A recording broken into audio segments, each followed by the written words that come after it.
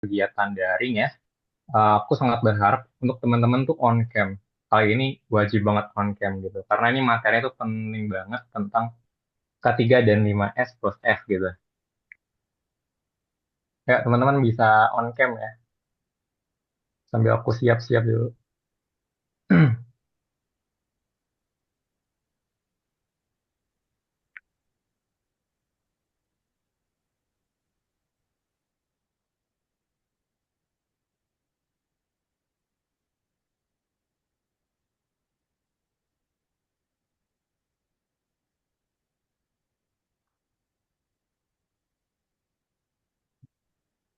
Mas yo value mas. Bayar mangan mas.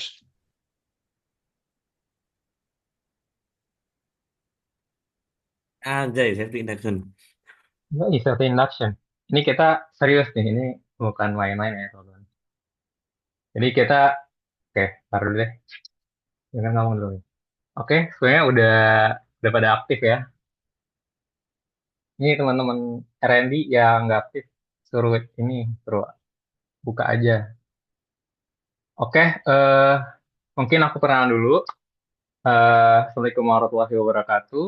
Selamat malam teman-teman asisten laboratorium Rekasa Fotonika pada upgrading pertama R&D kali ini. Sebenarnya topik utamanya adalah tentang K3 dan 5S plus F. Itu adalah materi yang mungkin bagi sebagian teman itu sangat eh, sepele atau bahkan udah pada tahu gitu. Tapi kita akan coba lebih aplikatif. Nanti kita akan coba lebih interaktif dari teman-teman sekalian. Kira-kira bagaimana untuk kita ke depannya gitu. For- untuk awal-awal mungkin judulnya adalah safety induction. Karena ini kita lagi-lagi sebagai mahasiswa teknik ya, teknik fisika pasti nanti di KP ataupun nanti udah kerja itu pasti tentu ada namanya sesi safety induction. Selalu diawali dengan safety induction. Kenapa sih? Nanti kita akan bahas secara lengkap apa peranan dan kepentingan dari keamanan itu sendiri gitu.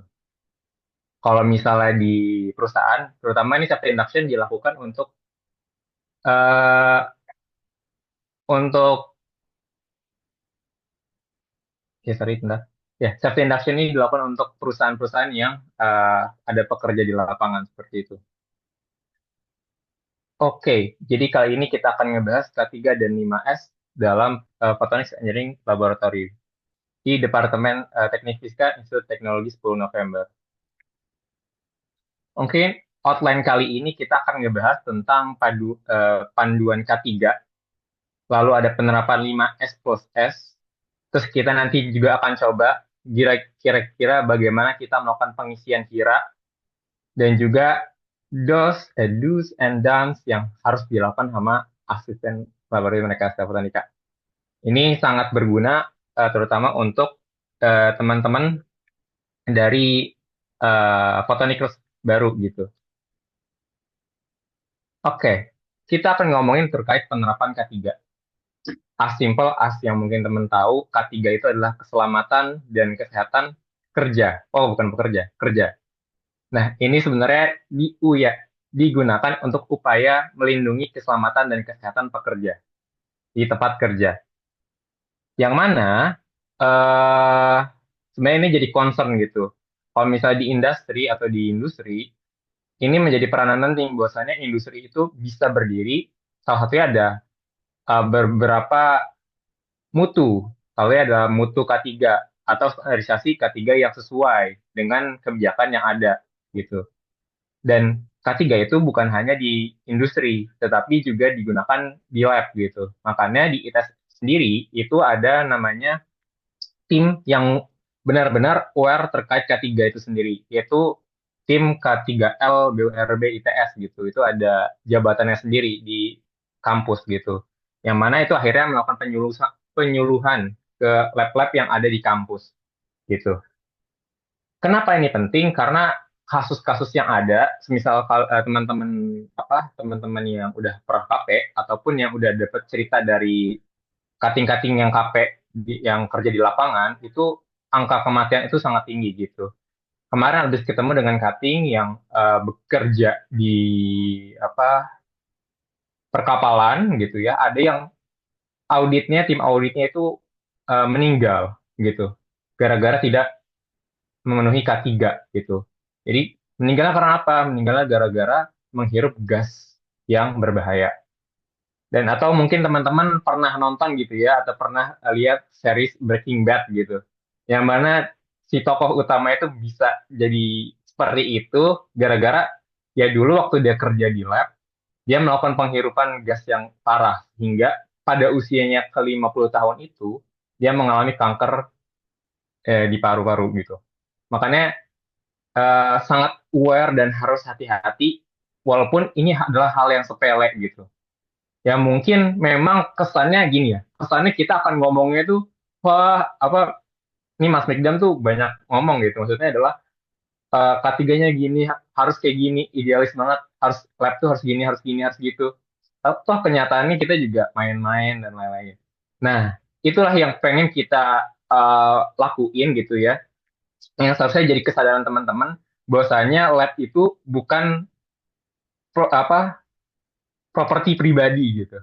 Bukan tempat kosan teman-teman, bukan tempat rumah teman-teman, tapi itu adalah properti dari institut. Institut siapa? Institut ITS.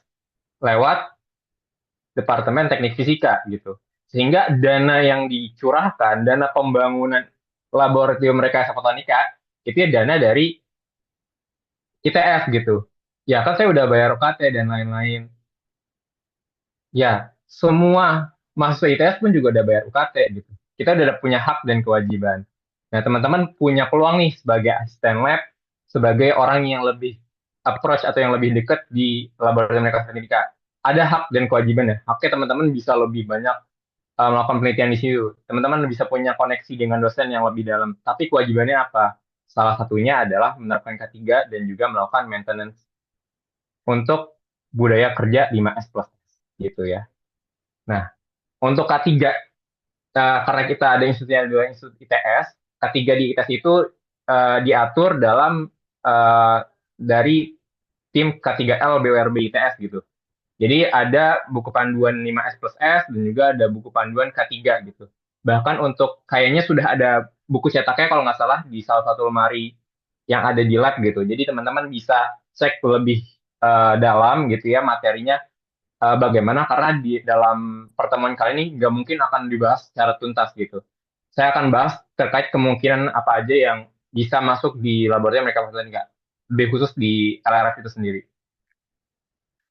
Nah, penerapan K3 ini yang dari standar tim K3L BRB ITS ya, itu ada 6, yaitu terkait proteksi kebakaran, evakuasi dan penanganan darurat, dokumen dan komunikasi K3, sarana disabilitas, peralatan khusus laboratorium, dan higien industri. Itu standar industri yang higienis.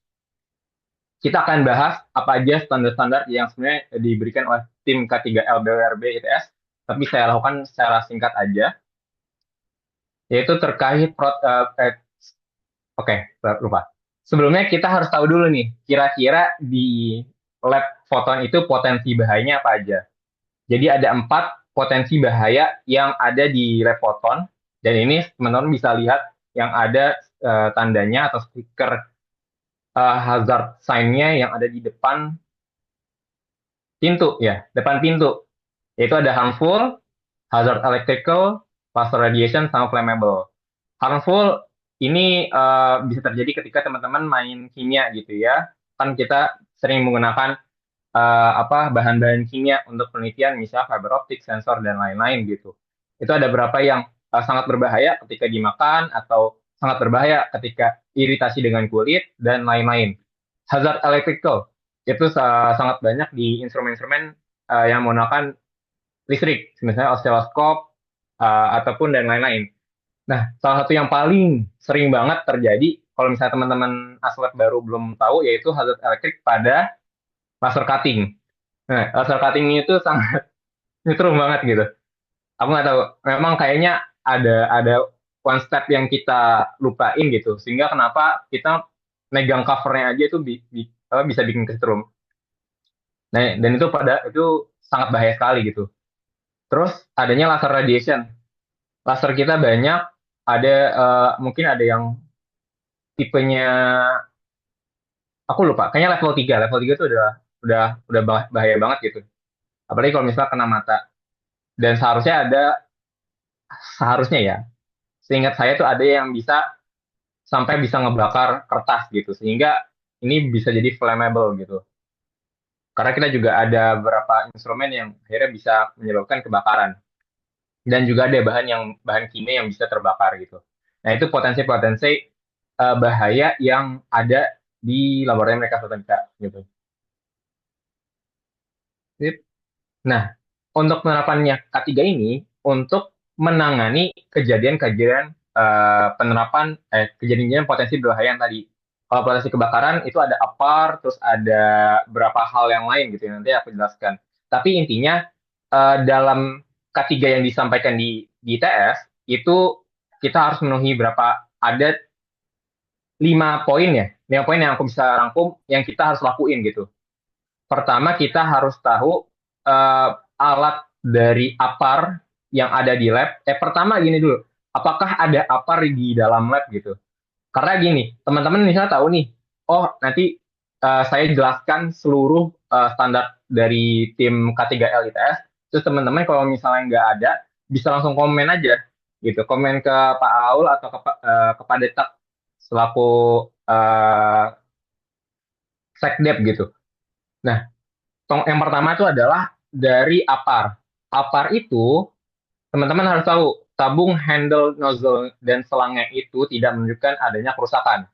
Teman-teman harus tahu tabung itu apa ya, tabung itu yang paling gede gitu, yang merah gitu ya, yang merah ini. Terus handle apa? Handle ya pegangannya dan untuk pencetannya gitu. Nozzle, nozzle ya ini apa keluarannya dan selangnya itu tidak boleh ada kerusakan baik putus, berkarat dan lain-lain gitu. Sama kemudian pressure gauge-nya harus menunjukkan pada warna hijau.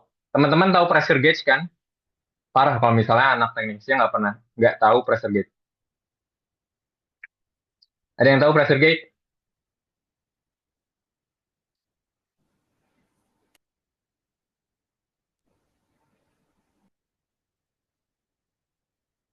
Ini loh, ketika kalian di APAR itu kan ada istilahnya tuh indikator, indikator yang ada di sini nih, yang di tengah-tengah, indikator bahwasannya apakah APAR tersebut masih bertekanan atau masih ada isinya atau enggak.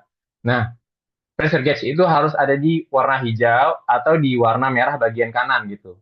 Kalau warna bagian kanan, berarti itu sebenarnya tekanannya melebihi dari standar. Standarnya hijau. Misal, apar yang didapatkan itu sudah berada di bagian kiri ya, bagian merah yang kiri. Soalnya bentukannya, aduh nggak bisa ini ya, merah, hijau, merah gitu. Di apa indikasinya, merah, hijau, merah. Nah, ketika di bagian kiri, itu udah menandakan ya aparnya udah kosong gitu. Apar itu adalah alat pemadam kebakaran. Dan teman-teman bisa lihat di setiap apar itu ada kartu pengisiannya dan dipastikan itu tidak kadaluarsa. Dan apar seharusnya sudah ditaruh di tempat yang terjangkau. Setiap apar di ITS standarnya itu udah ada ini sign-nya, stiker yang mana sudah include barcode. Barcode ini untuk apa? Semisal teman-teman punya aplikasi ITS Safety Guide, itu bisa dicari aja di Play Store namanya ITS Safety Guide. Terus teman-teman scan barcode-nya itu ada metode prosedur bagaimana penggunaan APAR gitu. Lalu jangan lupa setiap alat yang ada di lab itu perlu adanya maintenance. Salah satunya APAR, alat ketiga. Itu harus dilihat. Ya tadi, apakah sudah ada yang rusak gitu, tabung handle nozzle dan selangnya, sama pressure gauge-nya bagaimana, apakah sudah kosong atau masih penuh dan lain-lain. Nah, buat teman-teman yang nanya, bagaimana sih penggunaannya ya? Kan ada APAR itu kayak granat ya, ada ringnya, ring yang buat ngunci gitu. Nah, kalau penggunaan itu bisa dicopot aja ringnya sehingga teman-teman bisa tekan gitu. Nah, itu tidak akan keluar semisal teman-teman tidak tekan apa handle-nya. Dan pastikan kayaknya sih kebanyakan ya, kebanyakan upper yang di ITS tuh ya karena suka dimainin ringnya tuh suka hilang gitu. Ataupun ya memang sebelumnya sudah pernah digunakan aja. Ya, tapi itu bukan hal yang penting sebenarnya. Nah, standarnya itu punya ketinggian dari lantai 15 sampai 125 cm dari lantai. Terus untuk penerapan K3, setiap satu ruangan itu perlu adanya smoke atau flare detection. Dan ini kondisinya baik, tidak rusak. Kayaknya di lab itu ada nggak sih? Nah, itu harus dicek dulu sama teman-teman lab gitu, apakah ada. Kalau tidak ada, lagi-lagi bisa diajukan kepada Paul atau kayaknya ke Sekdep aja sih ya, lebih cepat gitu. Dapat berapa sih? Kurang-kurangnya dapat satu dalam satu ruangan lorong. Sama ada sprinkle, seharusnya ada. Aduh ini nggak ada ininya. Gambar. Tapi intinya sprinkle itu juga termasuk dalam standar yang ada di eh, tim K3L ITS gitu. Dan sebenarnya ada beberapa hal kayak misalnya hydran dan alarm gitu, tapi itu lebih wewenangnya departemen. Oke, penerapannya ada evakuasi dan penanganan darurat, yaitu ada exit sign, jalur evakuasi, tanda arah evakuasi. Yang ini dari standar apa tim K3L ya. Tanda arah tangga, peta evakuasi, tanda titik kumpul. Tapi untuk lab laboratorium mekatronika itu yang ada tuh exit sign sama tanda arah evakuasi.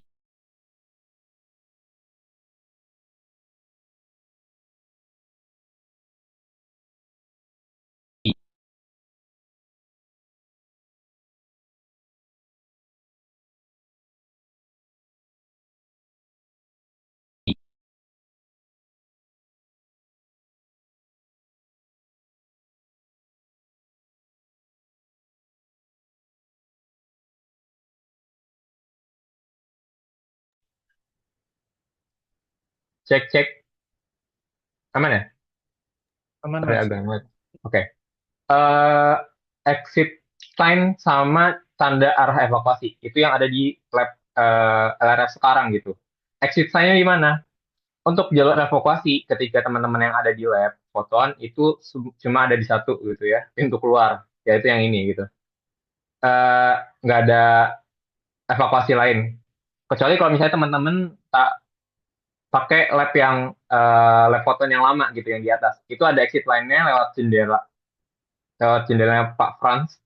Itu kita akan berada di apa kayak bagian koridor kecil di luar. Nah, itu ada tangga ke bawah.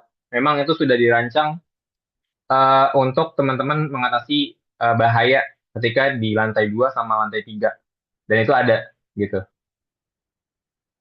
Tapi mungkin karena tidak pernah dipakai, tidak ada perawatan, sehingga yaudah tempat itu berkarat.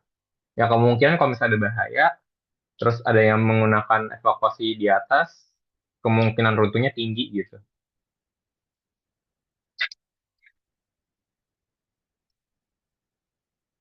Nah, penerapan K3 yaitu salah satunya adalah kotak P3K itu harus memenuhi standar.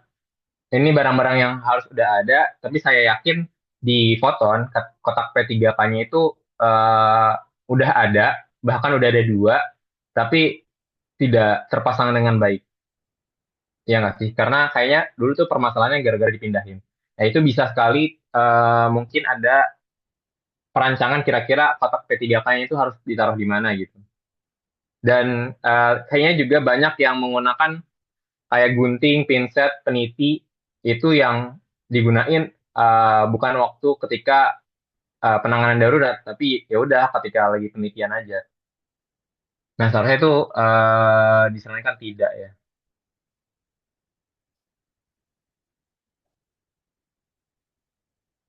Oke. Lalu penerapan K3-nya itu yang selanjutnya adalah dokumen dan komunikasi K3. Dan hal ini yang penting sekali gitu, pemenuhan dokumen K3, yaitu terkait kebijakan K3. Sebenarnya ini udah ada dari peraturan K3L ITS. Lalu prosedur atau SOP K3 yang seharusnya dari setiap lab atau setiap penelitian yang kita lakukan gitu ya, sebenarnya benar tuh kayak bahan gitu ya, yaitu kita harus melakukan eh, pengisian HIRA atau ya Job Safety Assessment lah, JSA. Itu bisa. Dan kita nanti nggak tahu ya, apakah nanti dari teman-teman maintenance itu menentukan kita pakai HIRA atau enggak. Tapi sebaiknya ada HIRA gitu ya, karena ini sebagai standar yang berlaku gitu. Lalu harusnya ada laporan maintenance. Maksudnya apa? Ya laporan pengecekan secara berkala setiap instrumen atau alat yang ada di lab gitu. Alat penelitian maupun alat dari K3K-nya. Kalau di sini sih ngomonginnya K3K-nya. K3-nya gitu, K3-nya. Nah, lalu untuk penerapan K3 itu harus adanya safety briefing. Safety briefing apa? Ya, yang seperti ini, yang seperti kita lakukan sekarang, yaitu melakukan penyampaian setiap kegiatan, baik nanti misalnya ada entah kita ada penelitian gitu ya, atau ada open open lab atau ada everything. Contohnya bahkan tour lab. Tour lab itu sebenarnya juga harus ada safety induction kembali. Dan misalnya ada open lab, baik luar negeri maupun dalam negeri, itu harus disampaikan kembali apa saja K3 dan 5S atau K3 sih yang ini. K3 yang perlu dilakukan untuk setiap visitor yang datang ketika berada di lab. Lalu setiap botanikers yang baru atau setiap aslep yang baru harus ada safety induction. Begitu. Untuk apa? Pengenalan bahaya eh, dan prosedur yang berlaku gitu. Dan kegiatan ini harus ada audiensi yang terdata gitu. Jadi teman-teman itu wajib sekali ngisi ya, kalau ini kan ngisi upgrading ya. Nanti ada ngisi assessment dan juga harus ngisi istilahnya daftar hadir gitu sehingga dipastikan oh berarti aslab ini sudah melakukan safety induction gitu walaupun ini belum standar ya safety briefingnya belum standar ya karena saya bukan SHE suatu korporat tapi setidaknya kita sudah mengupayakan gitu dan juga harus ada terdokumentasi alhamdulillah sekarang udah di record gitu atau udah ada yang foto itu penting dilakukan. Dan ada media cetak dan digital ya seperti biasa ini stiker dan SOP lain-lainnya gitu buku panduan dan lain-lainnya. Intinya mah terbaca, tertulis, semua hal tuh tertulis. Walaupun kalian bukan di lab ya, bisa di organisasi, semua hal tuh harus tertulis gitu. TKO harus tertulis. Apa namanya surat harus tertulis. Ini harus tertulis. Semua tuh sekarang serba tertulis gitu. Jangan sampai teman-teman tuh nggak punya skill untuk rajin dalam melakukan hal yang tertulis gitu. Administrasi penting. Nah, SIM K3L itu bukan hanya melihat terkait keselamatan orang normal aja gitu ya.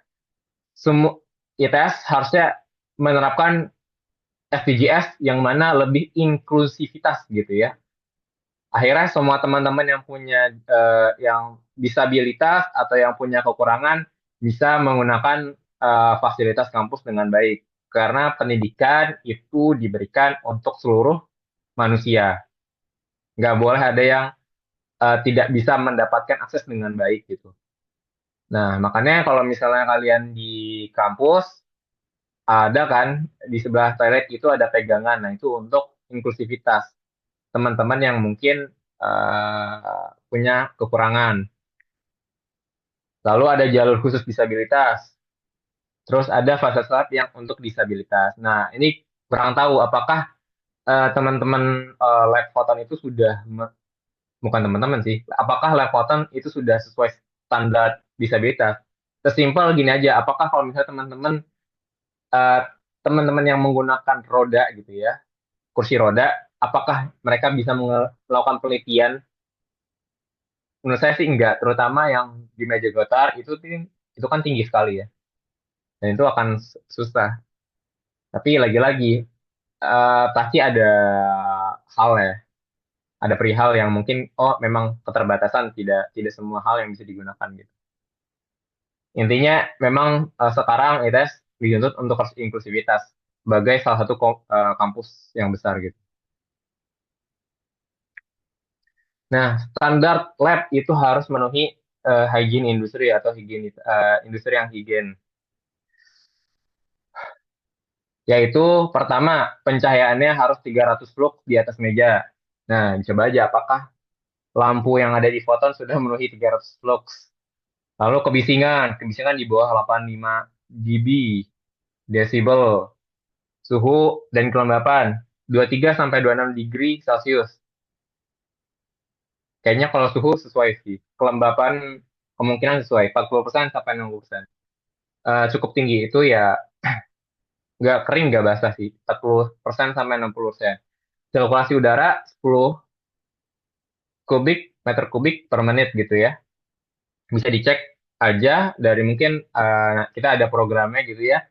Mau ngecek apakah lab Photon sudah memenuhi standar atau enggak. Apalagi teman-teman yang udah belajar Fishbang gitu ya, teman-teman 21, teman-teman 22 yang udah belajar Fishbang, yang udah ngambil ATF, mungkin bisa diaplikasikan gitu. Kalau jarak minimal sirkulasi 5 meter, maksudnya adalah jarak sirkulasi input sama output gitu. Sirkulasi input kita kan kebanyakan dari ventilasi ya, ventilasi, tapi ventilasi juga tertutup. Sebenarnya agak dead zone sih, dan ini harusnya nggak boleh. Tapi kayaknya sirkulasinya itu ya dari dekat-dekat pintu gitu. Dan itu harus minimal 5 meter ke output ini ya, yang ada di ruang gelap gitu. Itu kan cukup jauh. Sehingga kita udah memenuhi standar.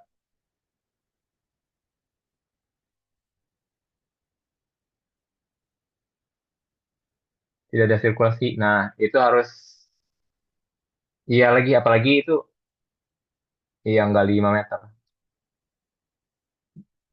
Nah, peralatan khusus laboratorium.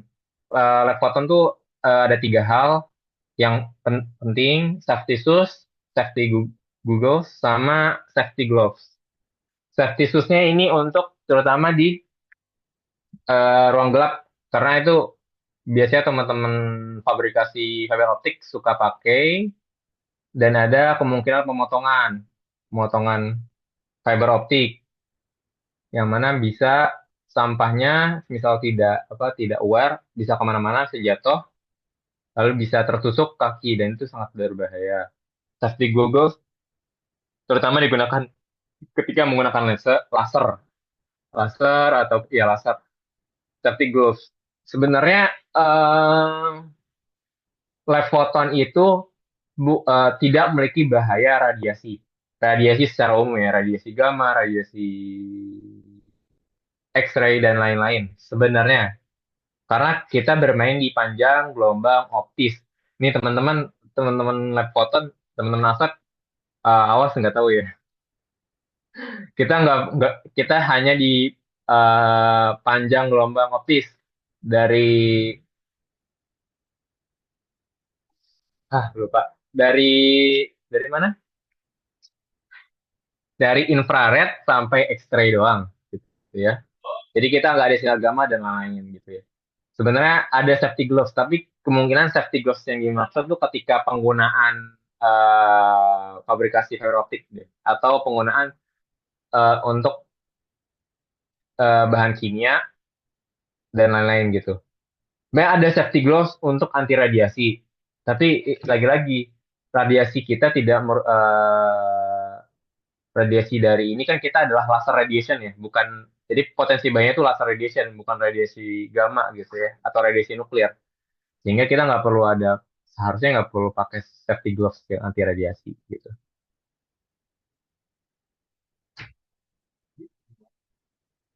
Ya, UV, infrared, terahertz. Paling ujung terahertz. Hanya, makasih.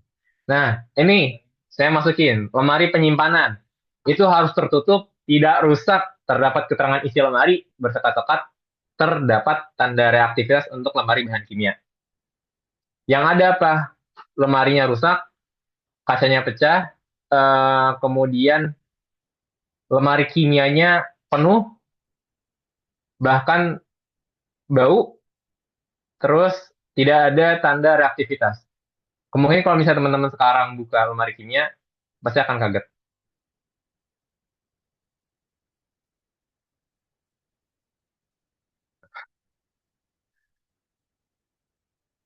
Lalu ada, sorry, belum diganti. X-House, kalau lemari penyimpanan X-House, itu ya tadi memenuhi standar, sirkulasi 10 meter kubik per menitnya, jadi harusnya X-House yang ada di lab 10 menit per kubik. Bisa dicek. Lalu ada peralatan penanganan tumpahan bahan kimia. Kan biasanya suka terjadi kan, apalagi yang impro sama fiber gitu. Terdapat atau yang spektro juga masuk. Semuanya deh. Kan karena kita kan penelitiannya lebih ke food kan, jadi banyak bahan kimia. Nah, itu gini nih, teman-teman yang melakukan penelitian harus punya consider. Ini terutama juga yang PKM atau penelitian KTI ataupun TA itu harus punya masukin anggaran kalau misalnya apa bahan kimia itu tumpah atau misalnya masukin anggaran ketika terjadi kegagalan. Itu penting. Ini teman-teman PKM masukin anggaran itu gitu. Misalnya eh, pakai eh, alkohol atau merkuri atau bahan kimia apapun gitu ya. Ini bahan kimia cair maupun solid ya. Itu harus ada peralatan untuk penahan tumpahan gitu ya. Udah masukin aja. Toh selama ini PKM juga anggarannya dikasih-kasih aja misal itu logis gitu. Dan misalnya itu masuk proposal gitu. Masukin aja. Terus terdapat peralatan penyerapan tumpahan. Jadi pakai apa kira-kira itu masukin aja. Selama kita dapat pendanaan ya maksimalin pendanaannya. Jangan pendanaannya untuk hal yang nggak penting gitu. Nah, terdapat wadah penampungan tumpahan. Nah, ini juga udah beli aja. Kalau misalnya pendanaan di PKM atau misalnya TA-nya dapat pendanaan atau proyek penelitiannya dapat pendanaan, ini harus dimasukin gitu. Seluruh misalnya golf apa glovesnya apa sih bahasa Indonesia glovesnya lupa glovesnya habis gitu di lab atau masker udah habis udah beli aja gitu selama dapat pendanaan atau dapat ya penelitian gitu. Wadah penyimpanan limbah kimia sebenarnya di K3 yang aku dapat itu terlalu umum jadi nggak spesifik bahan bahan penyimpanannya itu apa gitu wadahnya, tapi sepertinya ada standar kalau misalnya lab kimia itu kira-kira kita pakai bahannya apa gitu. Karena terutama yang asamnya tinggi ya, itu kan kemungkinan harus pakai P3 ya, lupa. Nah, itu penting sekali karena kalau nggak pakai itu ya kemungkinan bisa bocor atau bisa merusak dari wadah tersebut. Penutupan wadah cukup kuat dan tidak bocor, terpasang tanda reaktif limbah, wadah tidak bocor dan tidak berkarat. Lalu penerapan ketiga juga ada pada SOP. SOP apa? SOP beraktivitas laboratorium. SOP penggunaan alat dan bahan. SOP penanganan limbah. Limbah kimia kita harus jelas gitu. Kira-kira dan harusnya bukan anak Mentes aja yang tahu. Semuanya harus tahu gitu. Untuk tiga SOP ini gitu. SOP aktivitas apa aja? Ya udah. SOP misal teman-teman pengen diskusi atau diskusi bisa di mana aja. Teman-teman pengen makan. Nah, maintenance harus punya kuasa andil gitu. Teman-teman aslab atau teman-teman visitor tidak boleh makan di ruang eksperimen sama di ruang gelap. Semua harus dimakan di ruang diskusi atau di ruang aslab. Ya buat kebijakan itu gitu. Dan itu harus tertulis, tersampaikan, terlihat, terbaca. Itu sesuai standar ketiga. Lalu penggunaan alat dan bahan. Setiap alat harus ada SOP-nya. Mungkin udah diupayakan, tapi lagi-lagi harus tertulis, terbicarakan, terlihat, terbaca. Bahan-bahan juga seperti itu. Harus ada MSDS-nya. Ya, asam klorida. Misalnya gini nih. Kayak kalau teman-teman yang udah ATF gitu ya, aplikasi keteknikian, itu kan pasti kadang disuruh minta MSDS-nya mana. Sebenarnya itu bagus tuh, kita kayak buat eh, JSA-nya, Job Safety Analysis-nya atau kiranya itu penting gitu. Sama kira ini, lupa. Penerapan ketiga, pelatihan khusus laboratorium harus ada penanda area berbahaya. Tapi untuk saat ini, apakah ada di lab Cotton? Nggak ada. Kayaknya nggak ada deh. Ya, nggak yang terlalu berbahaya. Kecuali kalau misalnya pemasangan laser cutting, kayaknya perlu harus dikasih penanda area berbahaya gitu. Lalu ada instalasi kabel. Nah, ini yang jadi penting nih. Terutama kabel-kabel yang ada di ruang lab sama di ruang eksperimen. Atau bahkan di ruang gelap juga ada. Itu kan ada kabel yang ada di lantai. Nah, secara prosedural itu nggak boleh. Ya, secara dari BMK 3L itu nggak boleh ada kabel-kabel yang ada di bawah lantai. Apalagi apa namanya stop kontak kabel olor yang udah diambil aja gitu. Itu udah mana nggak disalatif, nggak nggak ada tandanya. Itu bisa membuat tersandung dan lain-lain. Tempat sampah harus ada regulasi yang baik. Kalau misalnya ada tempat sampah yang di lab, harus tempat sampah ukurannya itu harus sesuai dengan kebutuhan lab itu sendiri. Misal sampah yang dikeluarkan itu sedikit, ya berarti eh, menggunakan tempat sampah yang sedikit kecil aja, nggak usah yang besar. Karena kenapa? Karena nanti kalau misalnya besar, penumpukannya itu terjadi lama gitu ya, terjadi lama sehingga bisa bau atau bisa melakukan bisa menginterferensi atau menginfeksi penelitian teman-teman gitu ya. Bisa ada penelitian jamur atau penelitian bakteri.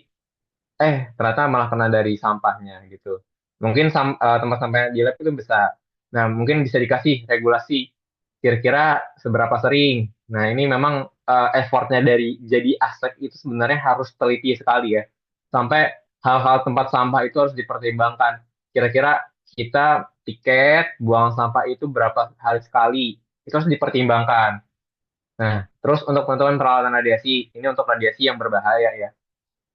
Kalau infrared sama X-ray kemungkinan nggak terlalu berbahaya. Nggak perlu ada peralatan penutupan.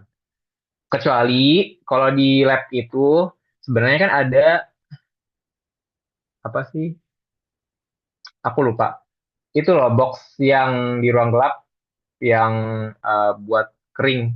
Nah itu digunakan biar agar lensa-lensa atau instrumen optik itu tidak berjamur gitu ya.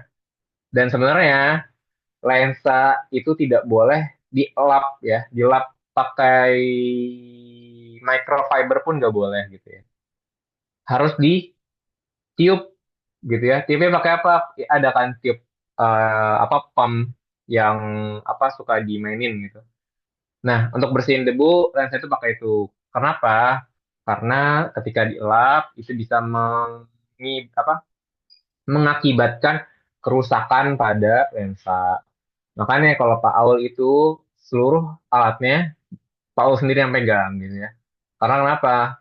Karena ya itu tadi kadang Mas itu nggak punya awareness terkait hal tersebut. Karena kenapa kalau misalnya lensa itu udah sering kegores, itu pasti akan terjadi banyak interferensi ataupun pembiasan dan lain-lain. Padahal kalau di foton itu sensitivitas itu sangat tinggi gitu. Jadi ada kerusakan sedikit itu sangat berakibat fatal. Maksudnya bisa aja penelitiannya gagal gitu. Itu dulu terkait K3. Sebenarnya ini adalah prosedur untuk biar kita tuh selamat, biar kita tuh sehat gitu ya. Biar teman-teman tuh kalau misalnya 50 tahun nggak ada kendala punya penyakit gara-gara dulu jadi atlet foton. Bisa jadi kan misalnya dulu sering kena sinar paparan laser gitu. Akhirnya punya masalah di kemudian hari. Karena hal tersebut bisa terjadi gitu. Oke, itu K3. Saya pikir K3 penting. Tapi untuk instrumen-instrumen yang ada di foton sekarang itu tidak membutuhkan atau nanti kita akan bahas kiranya yang itu nggak terlalu besar dalam K3. Lanjut terkait implementasi 5S plus S. Ini yang paling penting untuk teman-teman aslab kalian. Karena ini bagaimana kita bisa bangun budaya kerja yang rapi dan bersih. Karena ini menjadi sebenarnya ini jadi evaluasi juga dari aslab-aslab sebelum-sebelumnya. Bagaimana, oke, kita kita punya hak, kita bisa pakai lab sebebas kita boleh nginep, kita boleh tidur-tiduran, kita boleh diskusi di situ, kita boleh main, yang boleh main, boleh ini. Tapi ingat harus ada eh, budaya kerja yang rapi dan bersih, gitu ya. Dan ini nggak diterapkan menurut saya ya, itu belum diterapkan dengan baik di live photon. Misalnya teman-teman pengen tahu gimana implementasi 5S plus S yang baik, main ke PKRK. Itu udah sangat rapi. Mereka sudah kayaknya udah ada dorongan kuat dari dosen-dosennya untuk menerapkan 5S plus S gitu. Ya, 5S plus S sebenarnya udah ada stikernya, sign-nya di lab itu terkait sisih, susun, sapu, standar, sinabung, siri, seton, seso, sketsu, shitsuke, safety, selamat. Intinya apa? 5 hal ini, 5S ini menjadi tonggak atau penyangga agar kita safety, selamat gitu. Kita mulai dari seri. Seri ini adalah tahap yang bisa dilakuin sekarang. Dan pertanyaannya, apakah seri telah dilakukan di Lepotan? Mari kita jawab. Seri itu adalah menyingkirkan barang-barang yang tidak diperlukan. Yang mana barang-barang yang di lab itu harus wajib digunakan. Misal barang-barang yang nggak digunakan gitu ya. Apa contohnya? Ya, gampangan aja. Seperti kayak apa, holder lensa. Kita kan udah nggak pernah main lensa ya. Atau holder lensa yang udah rusak. Itu menurut saya ngapain disimpan? Atau ini, buku-buku. Kalau misalnya teman-teman nggak pernah baca, ya buat apa ada di situ gitu. Menu-menuhin, mending digunain untuk eh, tempat penelitian gitu. Tempat-tempat teman-teman TA. Buang-buang hal yang nggak penting gitu. Kemarin itu ada kayak, aduh ini alat administrasi gitu ya. Spidol-spidol masih aja disimpan walaupun udah kosong. Pulpen udah habis, udah nggak nyata, masih disimpan. Itu tuh dibuangin gitu. Nggak perlu digunain atau disimpan sebagai sejarah gitu. Foto-foto sertifikat kayaknya orang-orang jadul, apa fotonikers yang jadul gitu masih ada. Ya itu buangin aja kalau misalnya emang nggak diambil gitu. Dan barang pribadi juga sama. Dan ini mungkin akan dibahas selanjutnya ya. Ini implementasinya. Ini ada alurnya. Pengelompokan barang. Barang yang tidak diperlukan. Ini teman-teman maintenance bisa pakai ini alurnya. Kita nanti kategorikan. Tidak diperlukan, ragu-ragu, sama diperlukan. Kalau tidak diperlukan, apakah tidak bernilai atau bernilai? Oh, tidak bernilai. Scrap, buang, musnahkan. Kalau bernilai, masuk TPS. Sementara. Ragu-ragu, sementara. Keputusan manajemen, ditanyain dulu ke apa? Ke teman-teman aslab, ke teman-teman pasca sarjana, ke teman-teman dosen pengampu lab. Apakah ini harus digunakan atau enggak? Dan itu harus dilakukan gitu. Kalau nggak digunakan, ya buang. Atau misalnya eh, bernilai nih, oh mungkin bisa dihibahkan atau digunain untuk lab lain atau dilelangkan atau ditempatkan di gudang. Ya, itu boleh gitu. Nah, kalau diperlukan direduksi pengurangan kuantitas. Apakah botol-botol kaca itu seluruhnya digunakan? Kalau iya, ya udah sering. Apakah kita tentuin sering, kadang, jarang. Terus lihat apakah ada barang yang sama dan salah satu itu nggak perlu digunain. Ya, dibuang aja atau ya ini ikutin prosedur ini. Ini udah ada alurnya dan ini udah bagus gitu. Sehingga mungkin kalau lihat yang awalnya banyak banget barangnya bisa lebih rapi gitu. Coba keluarin jiwa-jiwa estetik kalian gitu sebagai atlet. Nah, di ITS itu ada dua tag gitu ya, yellow tag sama red tag. Yellow tag ini dianggap sebagai ragu-ragu atau TPS. Red tag ini udah pasti dibuang gitu. Karena apa? Ya ada alasannya, ada langkah-langkahnya. Diperlukan insidentif, belum adanya sampai yang tetap menunggu perbaikan tidak berfungsi dan lain-lain. Ini secara ini ada di buku pedoman implementasi 5S plus S K3L ITS. Nanti mungkin akan di-share aja beserta seluruh materinya ya. Lalu kedua ada Seiton. Showa Seiton. Segala sesuatu harus diletakkan sesuai posisi yang ditetapkan sehingga siap digunakan pada saat diperlukan. Jadi setiap ini kayaknya aku juga udah gemes banget gitu. Aku udah pernah ngomong bahwasannya, oke kita punya deal-dealan nih. Administrasi di bagian mana? Jadi seluruh administrasi ini, baik itu print-printan, apa namanya, ya ATK dan lain itu di satu tempat gitu. Ya udah itu administrasi aset aja. Tempat teman-teman apa barang-barang di lab itu di mana gitu. Dijelasin di locker mana, di lemari yang mana, itu yang mana, posisi yang mana, di apa ditandain gitu. Sehingga itu tuh penerapan sungguh dari Seton gitu.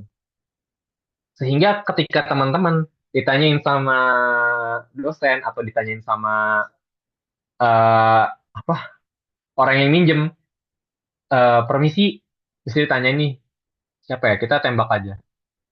Bisa ditanyain, eh Diarsa, ada saya udah minjem, udah ada surat izinnya, sudah bilang, maksudnya saya sudah meminjam UV meter, boleh minta saya UV meter, padahal di lab itu cuma ada Diandra. Dan Diandra tidak tahu bagaimana bagaimana UV, atau di mana UV meter itu, sampai harus nanya dulu di grup. Saking ya kita nggak punya tempat gitu atau nggak punya standar. Oh, kalau misalnya seluruh-seluruh kalibrator itu ada di sini. Ini harusnya gitu. Ya, ini ngomong aja gitu. Karena saya berupaya semoga kedepannya ada ini menjadi hal yang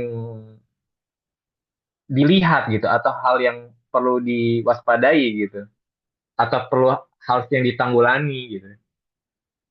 Itu Seton. Gimana? Ya, awalnya berantakan nih bornya dirapihin. Yang diperlukan itu harus dibagi jadi tiga hal. Sering dilaksanakan, jarang digunakan, tidak digunakan. Sering digunakan di tempat dekat pemakaian. Oke, udah bener tuh. Apa fiber, terus splicer ada di bagian situ karena akan memudah penggunaan. Jarang digunakan, ditempatkan agak jauh dari pemakaian. Tidak digunakan, ditempatkan terpisah dan diidentifikasi.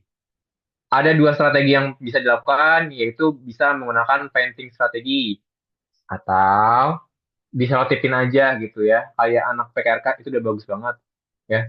Ini bagian multimeter, ya udah itu memang khusus multimeter. Kasih signboard, kasih nama, yaitu bagian multimeter.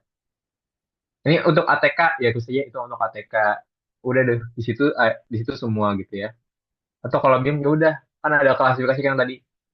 Nah, ini teman-teman maintenance udah pakai apa ya, template ini aja gitu. Ini udah template udah paling enak gitu. Nggak perlu pusing lagi harus gimana gimananya gitu. Seiso merupakan kegiatan membersihkan peralatan dan daerah kerja sehingga segala peralatan kerja tetap terjaga dalam kondisi yang baik. Ya ini standar tiket biasa lah ya lewat tempat kerja. Nah ini penting nih. Harus dibagi tiga sarana kebersihan, implementasi pembersih awal sama seiso resik, pre area sama pre alat. Untuk sarana kebersihan, rancangan dan laksanakan apa, berapa, dan di mana jenis alat kebersihan yang efektif diperlukan pada area kerja kita. Kita harus tahu tempat-tempat, jadi harusnya lebih tertata tempat-tempat pembersihan, misalnya kemoceng, terus sapu, jangan asal ditumpuk aja, akhirnya nggak rapi gitu. Denah, pakai itu kebersihan dan lain-lain, peralatan safety. Proses safety juga harus dikenalin. Gimana? Implementasi pembersihan awal, rencanakan dan laksanakan. Kapan dan bagaimana membersihkannya. Tiket dijelasin. Oke, orang-orang ini. Jelasin, orang ini harus ngapain. Orang ini harus ngapain. Atau misalnya dalam tiket itu harus apa aja yang udah dilakuin gitu. Oke, prosedurnya. So, misal, kayaknya kalau ngepel nggak mungkin setiap saat gitu ya. Nggak mungkin setiap hari. Ya udah, berarti bagaimana gitu ya, atau dijelasin oke yang piketnya hari ini itu harus udah ngelakuin ini dan setiap jobnya itu harus menyesuaikan jumlah orangnya. Udah kayak gitu mah enak gitu ya, mungkin yang nanti satu harinya lebih dari satu orang itu jadi dapat jadwal tambahan ngepel, kan bisa kan kayak gitu. Nah, terus mungkin maintenance. Ya maintenance bisa tuh ngambil salah satu apa jadwal ngecek maintenance alat ya bisa di situ gitu. Jadi jelas gitu, jangan pick oke sehari ini terus yang bersih eh ini gitu ya, yang bersihin ini. Akhirnya yaudah yang satu nyapu, akhirnya bagiannya gini, kebiasaan nih anak-anak Asep. Semuanya nyapu gitu ya. Nyapu bagian kalau misalnya ada 5 orang dalam satu ruangan dibagi seperlima tuh satu ruangannya di blok-blok. Aku bagian kanan, kanan bawah. Nanti ada yang kanan atas, ada yang tengah bawah, tengah atas, ada yang bagian kiri. Ya itu ini saran aja saran. Tapi implementasi sama S plus S itu seperti itu gitu. Perlu waktu berapa lama untuk satu kali pembersihan? Nah itu dan lain. Mapping, labeling, seso, activity. Oh, ya seperti ini. Jadi semua tuh rapi gitu. Pokoknya setiap pagi, sausnya tuh keadaannya rapi. Nggak ada sampah, nggak ada kertas habis kuis atau habis EAS yang bertumpukan. Atau biasanya tuh makanan, aduh sampah plastik ini. Ah, Emulasi MAS, Seiketsu, merupakan kegiatan menjaga kebersihan pribadi sekaligus materi ketiga tahap sebelumnya. Ini standar ya. Dan ini saran untuk teman-teman, kita kan udah punya loker aset pribadi. Ini kalau misalnya gini aja deh, eh kita kan ada loker tuh. Misalnya kita 30 orang, ternyata lokernya kurang. Ya udah buat deal-dealan aja gitu. Satu loker berapa orang. Jadi seluruh barang-barang teman-teman ya di situ gitu, barang-barang pribadi. Ya teman-teman bisa itu udah baik hati pada nih ngasih gitu ke teman-teman aset foton untuk digunakan. Ya digunakan gitu. Misalnya teman-teman eh, punya lagi ujian gitu atau eh, ya mungkin yang TA1 gitu ya nyimpen-nyimpen apa sih proposal atau eh, entah dokumen apa, ya udah di situ aja gitu, jangan bercecer nanti bingung lagi-lagi apa masalah audiensi gimana ya dulu taruh sini gitu. Udah loker disepakatin aja maintenance nih, ini loker semuanya wajib dapat dah gitu ya. Tapi kalau misalnya kurang, udah dibagi-bagi aja gitu. Yang gede bisa berapa orang gitu ya, yang kecil satu orang dan lain-lain. Ini saran aja ya. Nanti implementasinya ya bisa deal-dealan lah. Kita sama aset kita mungkin nanti pas Maret atau ya pas udah pada atau akhir Februari gitu ya, udah pada datang semua bisa diadain rapat. Ini saran gitu ya. Yaitu penentuan item kontrol, penentuan kondisi abnormal, kontrol sistem, countermeasure action, preventive action. Ini anak anak tech harus udah tahu ini terkait hal ini gitu ya. Karena ini prosedur yang di industri juga sama gitu. Standar untuk tinggi gitu, tinggi kereta itu berapa? Yang ini mah di lab-lab lain ya.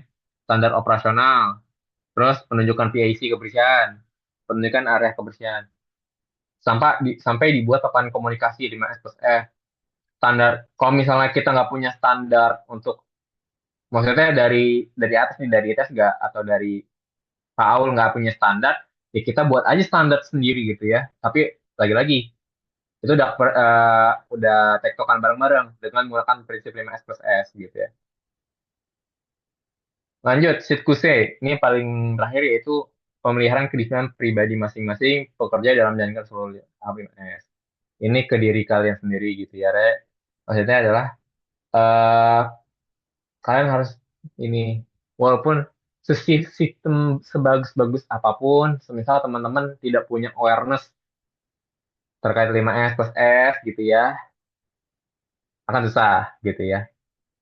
Pembiasaan itu memang bisa dilakukan dengan apa? Kita buat kreatif aja, bisa kita sustain campaign gitu ya. Kira-kira teks ini, makanya anak Mendes harus kreatif nih. Kalau misalnya teman-teman bandel dalam buang sampah, kira-kira apa gitu? Kalau misalnya dari dulu nih, kasih apa, di dimisuhin, terus dikasih denda, itu nggak ngaruh, coba lebih kreatif, bagaimana caranya gitu. Biar kita sama-sama menerapkan 5S plus S gitu. Ya tadi ini kewajiban kita, Rek, gitu ya. Kan Aslak sudah secara langsung kayak ikrar dari zaman anak 2021 pun sampai ikrar 2023 pun sama gitu ya. Intinya satu, ya kita menjadi memiliki kewajiban sebagai Aslak. Ya ngapain ya? Ini salah satunya gitu ya. Punya awareness kalau misalnya kita harus apa natain gitu. Karena kalau misalnya udah kita bodo amat, gimana nanti penelitian selanjutnya?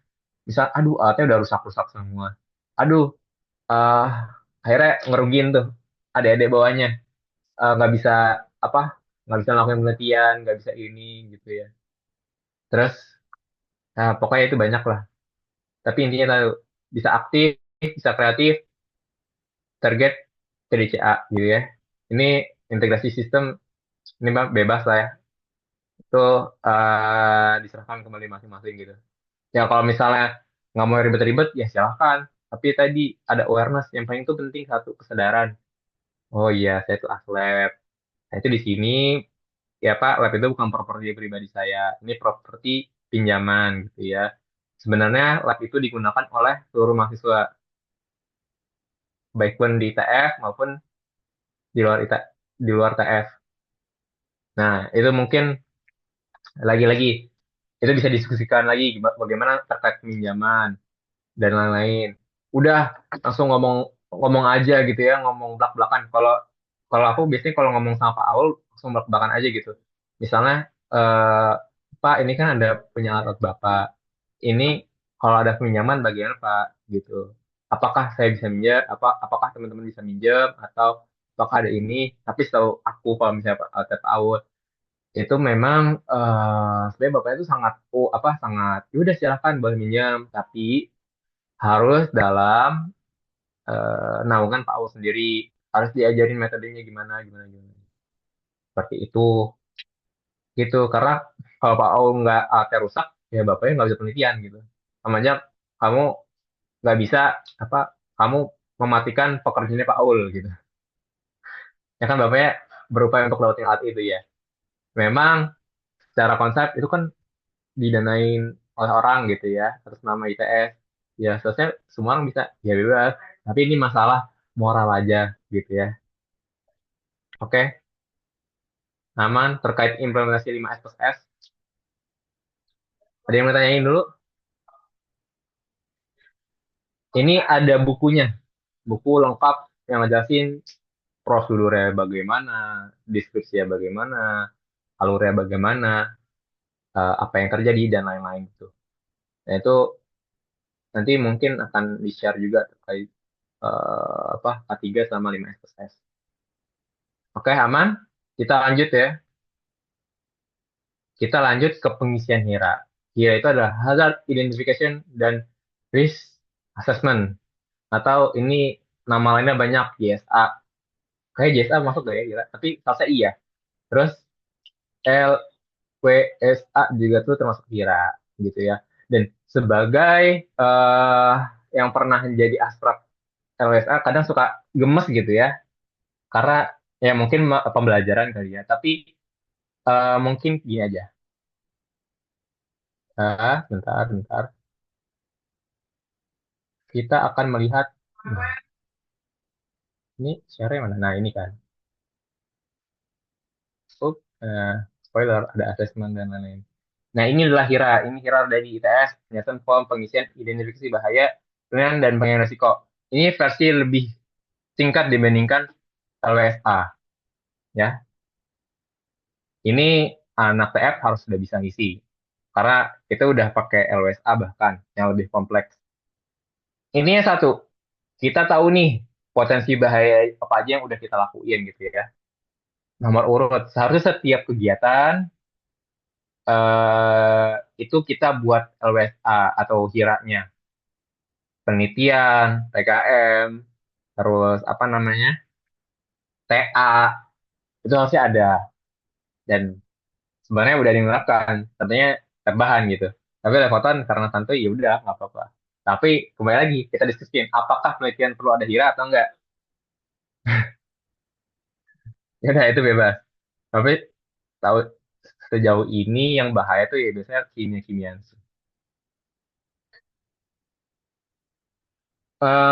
Ini nomor urut ya ini administrasi bisa ditentukan aja nanti dari Aswad bagaimana desirabilitas secara singkat, penelitiannya apa, pekerjaan apa,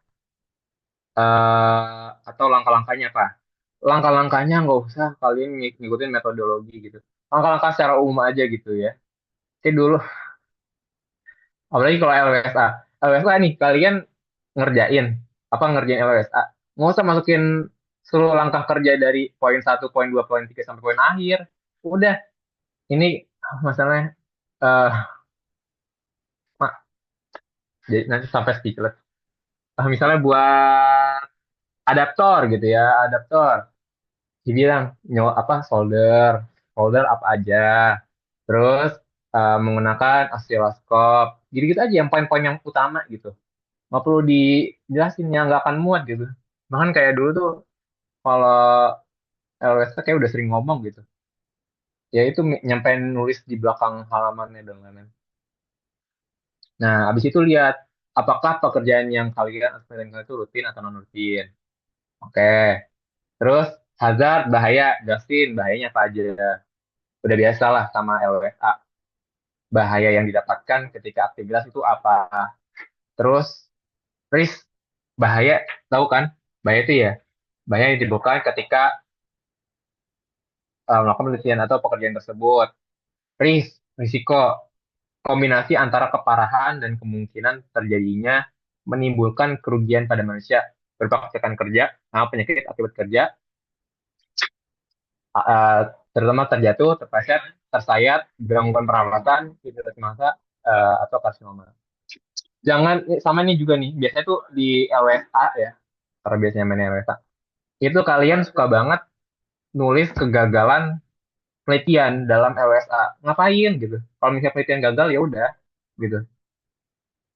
Masukin hal-hal yang memang berpotensi melukai kalian gitu. Bukan melukai hasil penelitian atau melukai data penelitian, itu nggak penting gitu. Jadi lihat aja, jadi masukin potensi-potensi bahaya yang berdampak kepada manusia aja. Atau mungkin lingkungan sih, sama lingkungan. Ya, kalau berdampak ke alat dan juga berdampak kepada penelitian itu tidak perlu, guys. Ingat itu. Terus di risk assessment itu ada dua, ada yang skor sebelum sama skor sesudah pengendalian. Skor sebelum itu ketika sebelum penelitian. Jadi ini kira ini digunakan diisi dua kali. Sebelum penelitian itu ada dua hal, yaitu probability sama severity.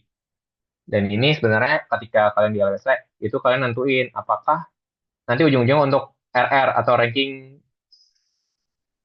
risk ranking gitu ya, dikategorikan penelitian apa prosedur ini berbahaya atau enggak. Probability-nya dia apakah ini udah sering banget jelasin ya. Awas sampai kalian lupa terkait perbedaan probability sama severity. Probability kemungkinan terjadi gitu ya. Seberapa sering, apakah sering atau enggak gitu ya. Atau mungkin tidak mungkin gitu ya. Satu, kemungkinan terjadi nol. Ini udah dijelasan ya. Tidak mungkin ya kemungkinan terjadinya 0 sampai 1 0 kali dalam 1 tahun. Jarang 1 kali dalam 1 tahun. Sesekali dapat terjadi 1 kali dalam 6 bulan. Terus eh, mungkin dapat terjadi kemungkinan terjadi 2 kali dalam 1 bulan atau sering terjadi 1 kali dalam 1 minggu. Ini bisa pakai data historis atau ya kira-kira aja gitu. Karena kebiasaan. Biasanya yang memang pada apa ya untuk praktikan atau untuk apa asisten yang baru itu pasti kurang mengetahui probabilitas dari kejadian potensi berbahaya. Tapi makin lama ya, karena itu harus apa? Harus nanya ke yang sebelumnya. Terus untuk eh, nanya cuttingnya atau nanya dosennya gitu. Terus untuk severity keparahan yang bisa dilihat dari kan kita udah nulis nih hazard bahaya potensinya gitu kan ya. Tahu kan bahaya sama risiko? Bahaya misal contohnya ini bisa terjadi konslet, akhirnya menyambar. Nah, risikonya apa? Ya, risikonya bisa meninggal gitu. Jadi hal itu penyebabnya, risiko itu akibatnya gitu. Nah, severity lihat apa? Lihat resikonya, apakah seberapa besar, apakah sampai meninggal atau apakah sampai luka aja atau enggak hanya mengganggu proses pekerjaan aja gitu.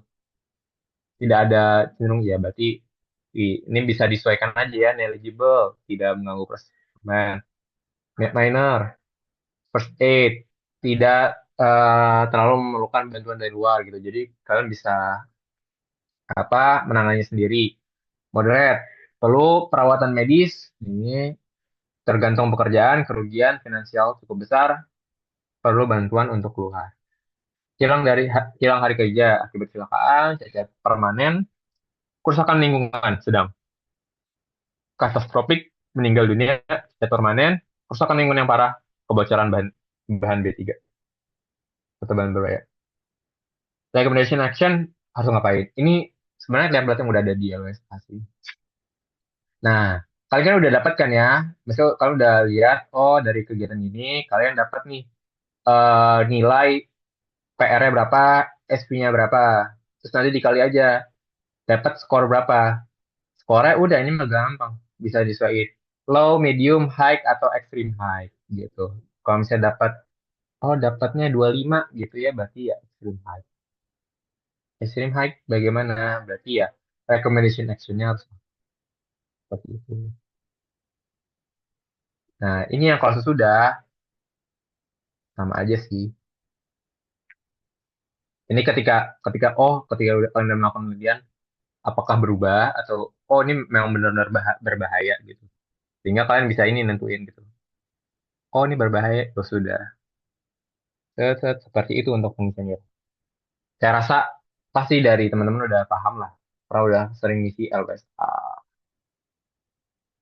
Ini akan sangat berguna ketika ya jadi misalnya jadi engineer atau jadi laboran gitu ya. Seperti itu. Sip, kita kembali lagi ke sini. Ada yang mau tanyakan dulu terkait sorry, jangan sebentar. Terkait kira aman?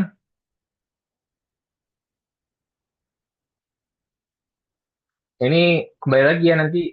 Ini saya ngomong panjang, tapi ujung-ujungnya kembali lagi nanti kembali ke teman-teman. Kembali ke teman-teman atlet, tapi karena ini adalah pekerjaan dari maintenance, sehingga maintenance yang memantik gitu ya entah dalam rapat atau dalam kegiatan itu bebas tapi ya seperti itu harus ada tindak lanjut untuk kedepannya gitu kita nggak bisa udah kita stop di uploading satu di satu induction terus nggak ada lanjutannya dan lain-lain gitu ya oke aman aman Aman, Mas. sip kita lanjut lagi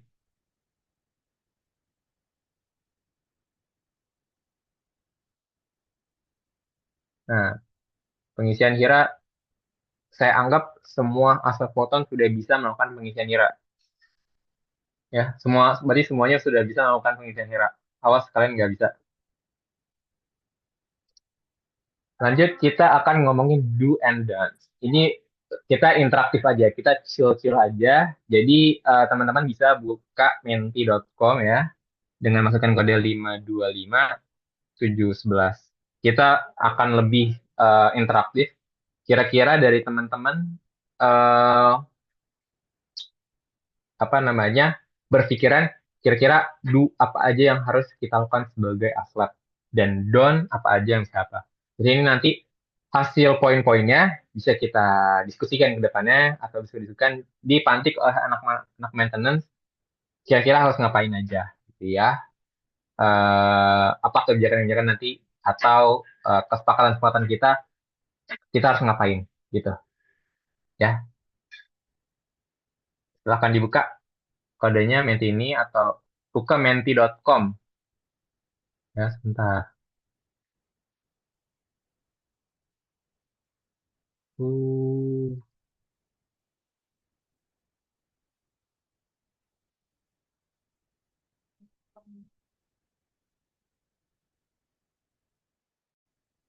nah, bisa diklik.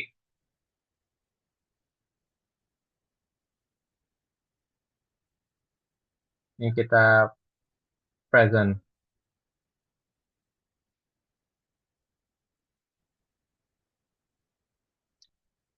Ya, do apa aja kita. Kodenya 55257011. Do apa aja sebagai fotoniker. Nyapu, ngepel. Oke, apalagi. Kalau dari aku, maintenance. Itu penting. Ayo, apa lagi? Ini kita, apa namanya, survei aja. Survei terus, ya ini bisa jadi masukan gitu untuk ke depannya.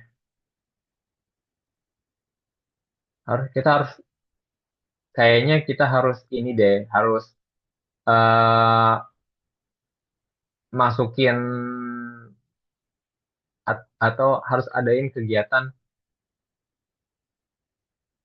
kegiatan apa gitu.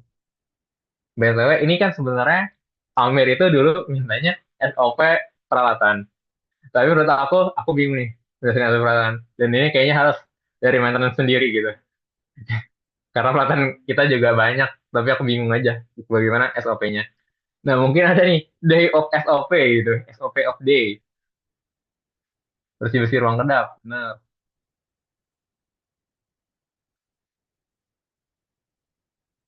ayo 5525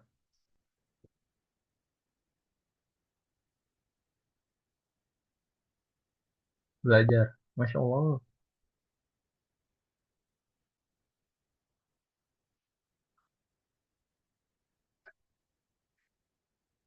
Tidak tidur, tidak tidur di lab. Saya agak kontradiksi ya. Maaf, nggak buka ini nggak ya?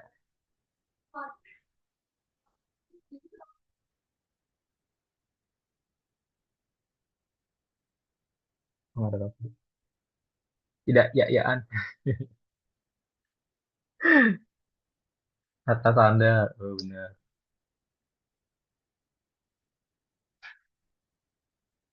Oke.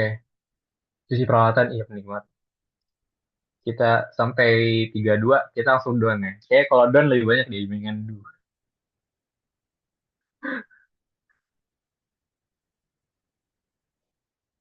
Oke, aman. 631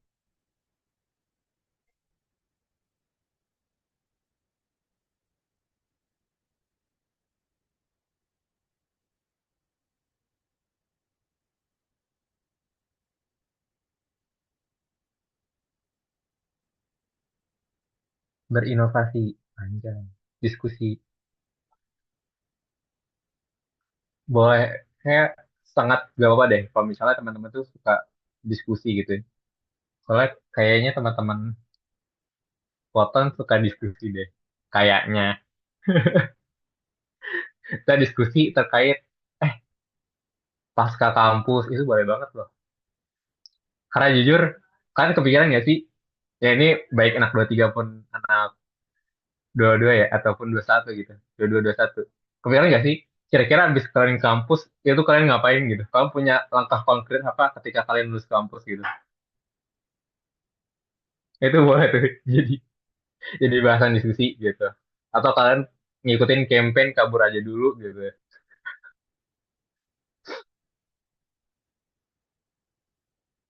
Istirahat sejenak, Mas. Nah, karena ada 632, kita langsung ke Don nih. Don as botanikers, apa yang disaranin, aduh kayaknya enggak deh gitu. Kalau ya aku banyak, kayak misalnya adalah contohnya, hmm, kayaknya kita,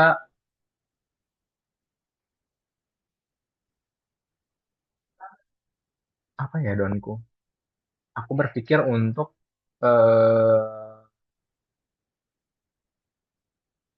itu nggak boleh makan di ruang eksperimen, nggak boleh tidur, futsal di mana.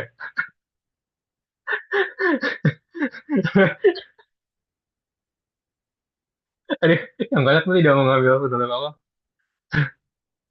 BTW kalian tahu kan sendal Paulo yang mana? Yang pokoknya yang hijau. Ada geometrinya deh pokoknya. Maka sendal safety keluar, ih bener banget. Aku pernah lagi tidak membuang polpen, benar. Tidak meninggalkan barang di lab, boleh.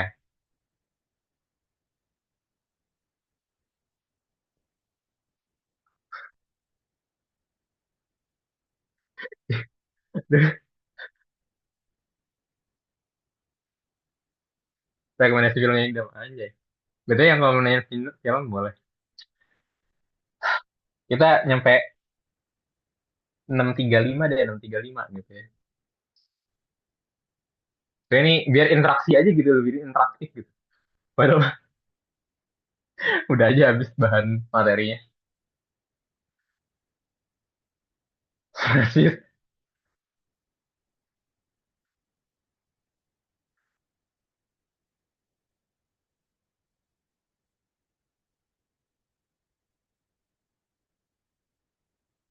bener tuh. Sebenarnya pusarnya tuh boleh aja deh. Misalnya kayak kalian mau main-main banyak, tapi nggak masalah gitu ya. Gitu. Ini kok ini pandangan pribadi aja ya. Tapi menurutku di apa diatur waktu dan diatur tempat aja gitu. Info bonding. Tidak boleh info bonding. Tidak cinlok.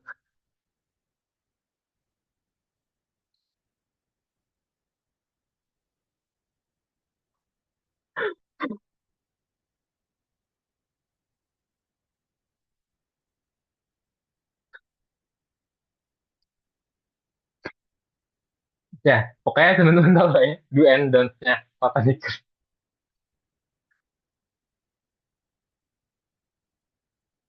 Mungkin karena sudah 35 dan sebentar.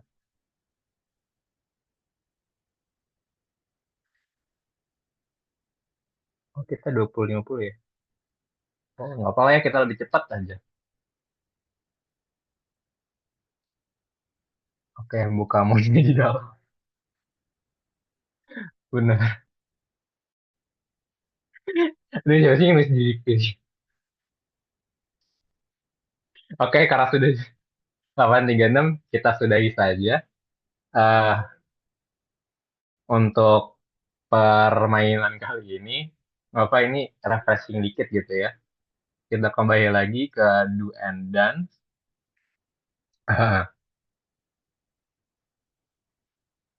Selanjutnya, apa nih? Sebenarnya kita sudah selesai terkait K3 dan 5S plus S.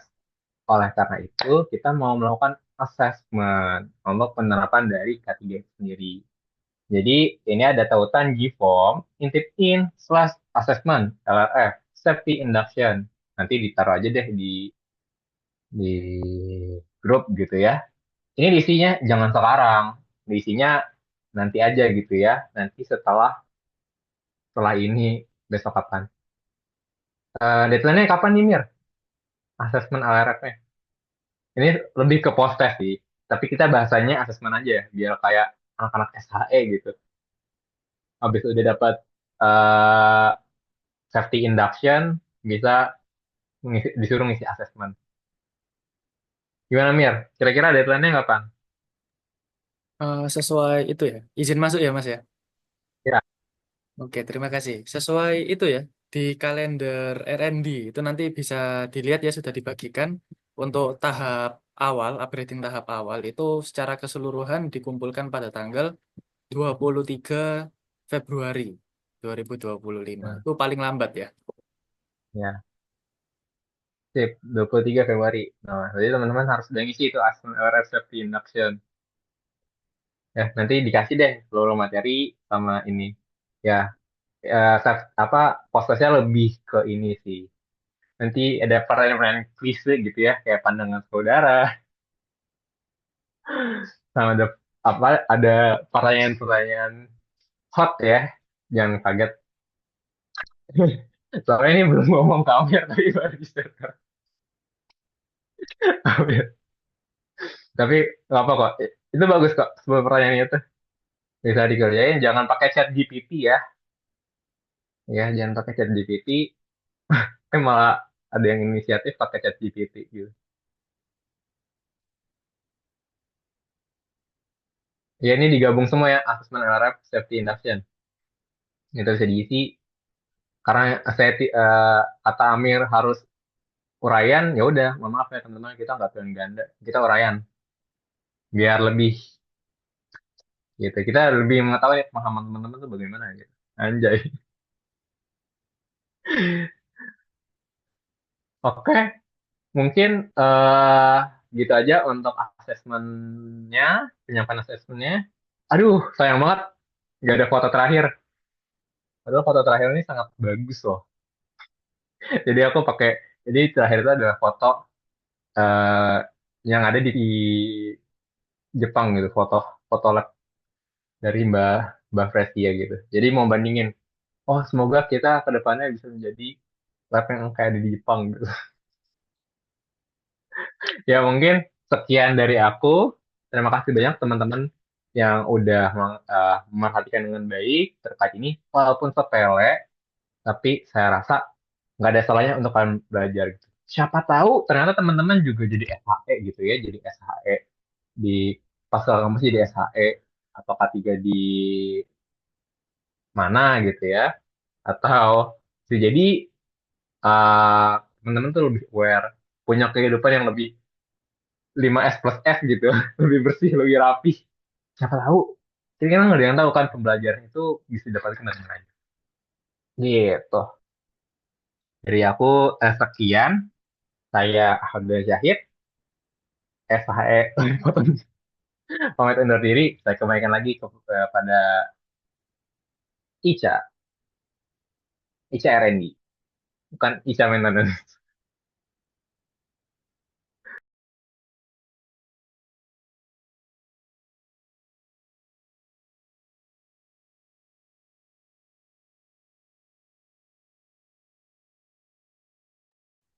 Oke, terima kasih kepada Mas Mikdam atas materi yang telah disampaikan.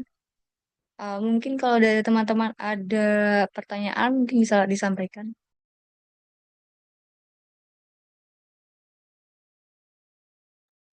Atau ada yang mau berkeluh kesah gitu ya. Masa kan nggak boleh istirahat. Mau tanya Mas. Ya, silakan. Ini. Oke, izin masuk, Mas Mikdam.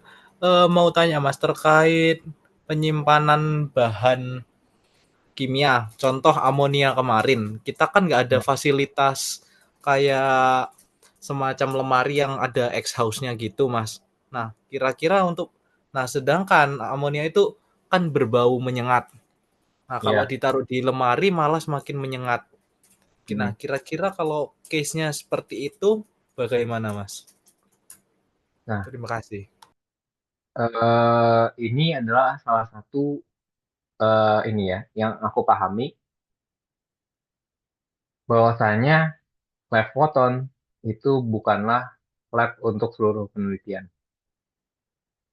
What does it mean? It mean karena kita tidak punya penyimpanan asam, kita tidak punya meja asam, seharusnya kita tidak boleh melakukan penelitian tentang asam. Nah, terus bagaimana misal kita penelitiannya asam? Ya, otomatis kita menggunakan alat lain yang ada lemarinya dan ini. Tuh, harusnya gitu. semua bisa diupayakan.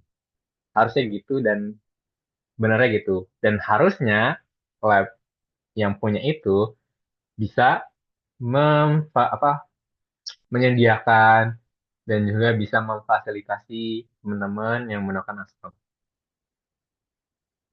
Itu menurutku ya. Ya, jadi nggak semua penelitian itu kita lakuin di foto sih. Contohnya kita kan nggak punya ini kan ya, mikro. Ini kayaknya tanya cutting deh. Yang udah satu atau yang udah dua gitu, yang udah sering penelitian atau ngerjain ini. Kita tuh nggak punya apa namanya, timbangan mikro gitu ya. Apa sebutannya timbangan mikro? Ada mas, neraca analitik baru beli Nah, buat oh laporan baru, kemarin. alhamdulillah. Soalnya cantik gak punya kan. Terus kita bingung, kayak cuma di bahan doang kayak waktu itu. Tapi sebenarnya yang paling enak tuh PKRK sih. Cukup banyak, ada neraca analitik juga. Nah itu bisa pinjam. Tapi kalau misalnya foto nggak ada, ya udah gitu. Ya, gue gunakanlah lab yang semisal ada instrumennya gitu, yang ada alatnya gitu. Penting lah neraca analitik, apalagi yang main kimia.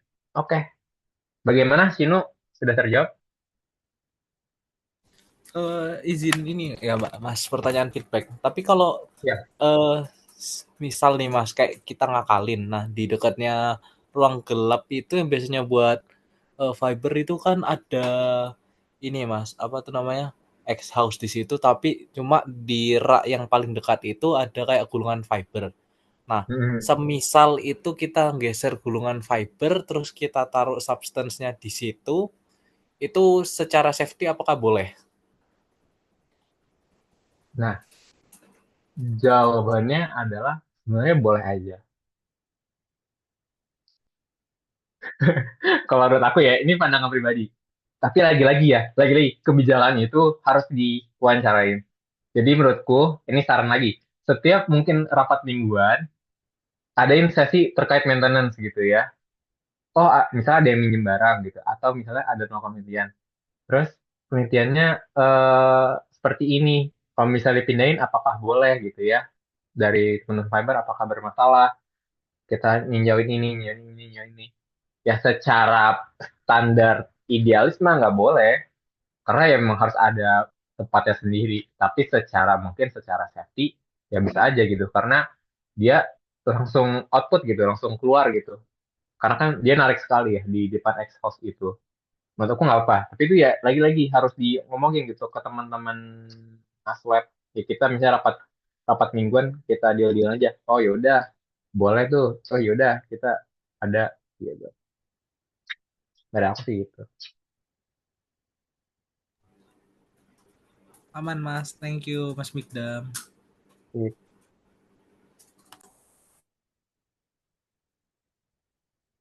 Ya, selanjutnya dari siapa nih? Tadi Cia Saga. Boleh Saga. Oke, thank you Mas Mikdam. Tadi kan Mas Mikdam udah mention terkait eh, sampah buat limbah cair yang standarnya ada beberapa itu. Nah, Mm-mm. kalau misal sampah dari sisa-sisa fiber optik itu, apakah ada standarnya juga ya? Mungkin itu aja pertanyaanku. Oke, aku bantu jawab ya. Sejujurnya aku nggak tahu juga Saga. Tapi itu perlu dicari tahu sih, gitu ya. Eh, nah, kita gini aja deh, langsung aja cari ya di internet. Gitu. Kita anaknya ini banget. Bentar, enggak. Tapi harusnya ada lah ya. Masa yang ada? Nggak tahu juga. Bentar aja susah banget. Bisa. Biar kita langsung diskusin aja gitu.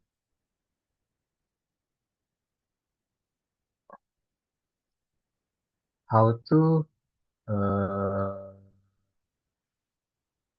apa namanya? Ini deh. Bahasa Indonesia.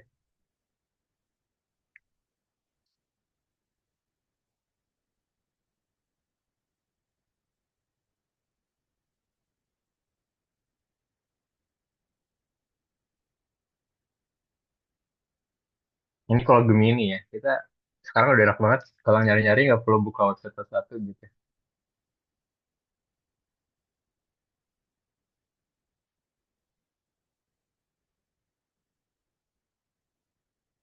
Tapi dia nggak ada ininya ya. Tapi ya itu lagi bisa bisa cari gitu. Sama ini, aku nggak tahu di Surabaya atau enggak. Di Surabaya ada atau enggak. Tapi kalau di Bekasi ya di tempatku atau di Jakarta itu ada namanya eh, tempat pembuangan alat elektronik.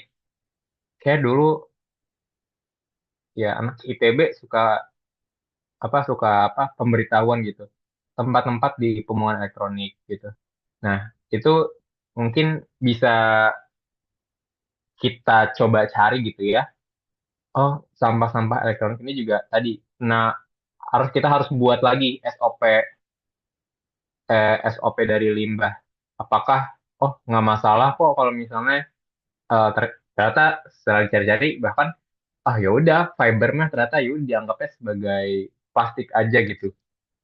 Atau dianggapnya sebagai ya udah plastik biasa jadi dibuang ke tempat sampah biasa juga boleh gitu. Nah, ini juga harus ada SOP-nya sendiri gitu. Atau ini, bagaimana pengolahan limbah mikroplastik.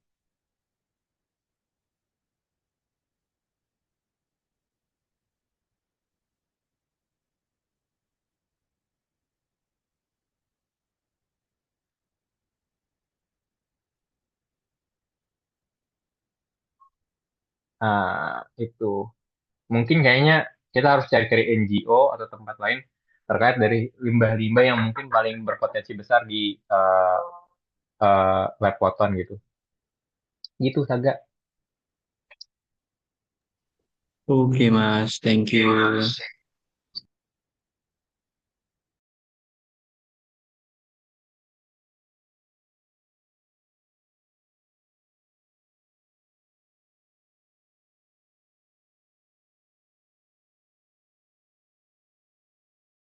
Ya, selanjutnya. Siapa selanjutnya? Tadi kok nggak Amir salah. ya? Tadi kok nggak salah, Anu angkat tangan nggak salah. Oh ya, Anu. Boleh, Anu. Tapi tidak bisa menyelesaikan apa. Sorry. Monggo Mas Samir dulu, Mas Samir dulu aja nggak apa Mas. Saya Oke. lupa. Oke, oke. Oke, izin masuk ya. Mm-mm. Sebelumnya, terima kasih atas kesempatan yang diberikan. Ini aku Amir mau bertanya ya. Tadi setelah apa pemaparan K3L dan 5S plus S itu kira-kira langkah awal apa sih yang bisa yang sekiranya bisa kita lakukan sebagai aslab LRF untuk mensukseskan K3L dan 5S plus S di lab kita. Kira-kira apa sih yang bisa kita lakukan sebagai langkah awal dan apa-apa saja yang bisa diimprove ya yang ada di lab kita. Mungkin itu saja sih Mas. Oke. Dari aku pertama, langkah paling awal sekali adalah eh, kita harus ini lagi-lagi kita harus kumpul untuk membahaskan SOP. SOP tadi tiga hal itu aja yang yang ada di standar ini aku hanya menyampaikan ke kalian aja, nggak perlu aku mikir gitu. Menyampaikan dari tim K3L gitu. Mana ya? Si.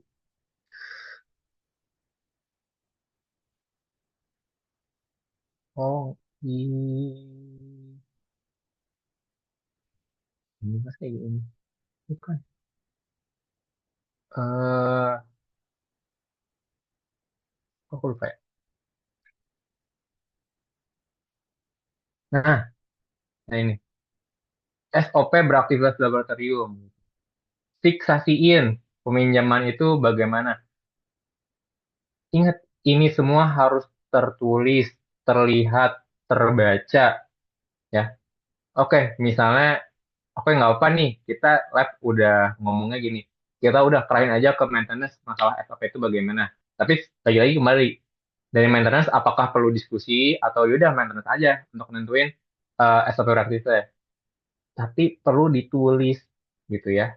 Ditulis, di dibuat buku kah atau dibuat apa namanya tempelan kah, itu terserah gitu ya, dibuat poster bebas gitu. Berarti guys, dia paling apa, aktivitas apa yang paling sering?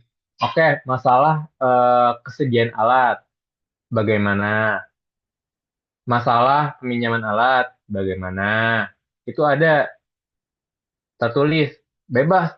Kalau nggak suka dicetak ya udah digital aja, tapi harus bisa terlihat dan terbaca, tertulis, terlihat dan terbaca gitu ya. SOP penggunaan alat dan bahan. Oke, apakah semua yang harus di SOP? Nggak usah. Kan kita tadi udah pakai prosedur 5S plus S kan? Kita dapat kategori barang-barang. Ya udah SOP pakai untuk barang-barang yang sering digunakan dan barang-barangnya sangat bernilai. Udah SOP itu aja. Untuk barang-barang yang dikategorikan jarang dipakai atau tidak pernah dipakai, ya nggak usah dibuat SOP gitu. Nggak perlu kalian buat SOP tentang gunting. Iya nggak?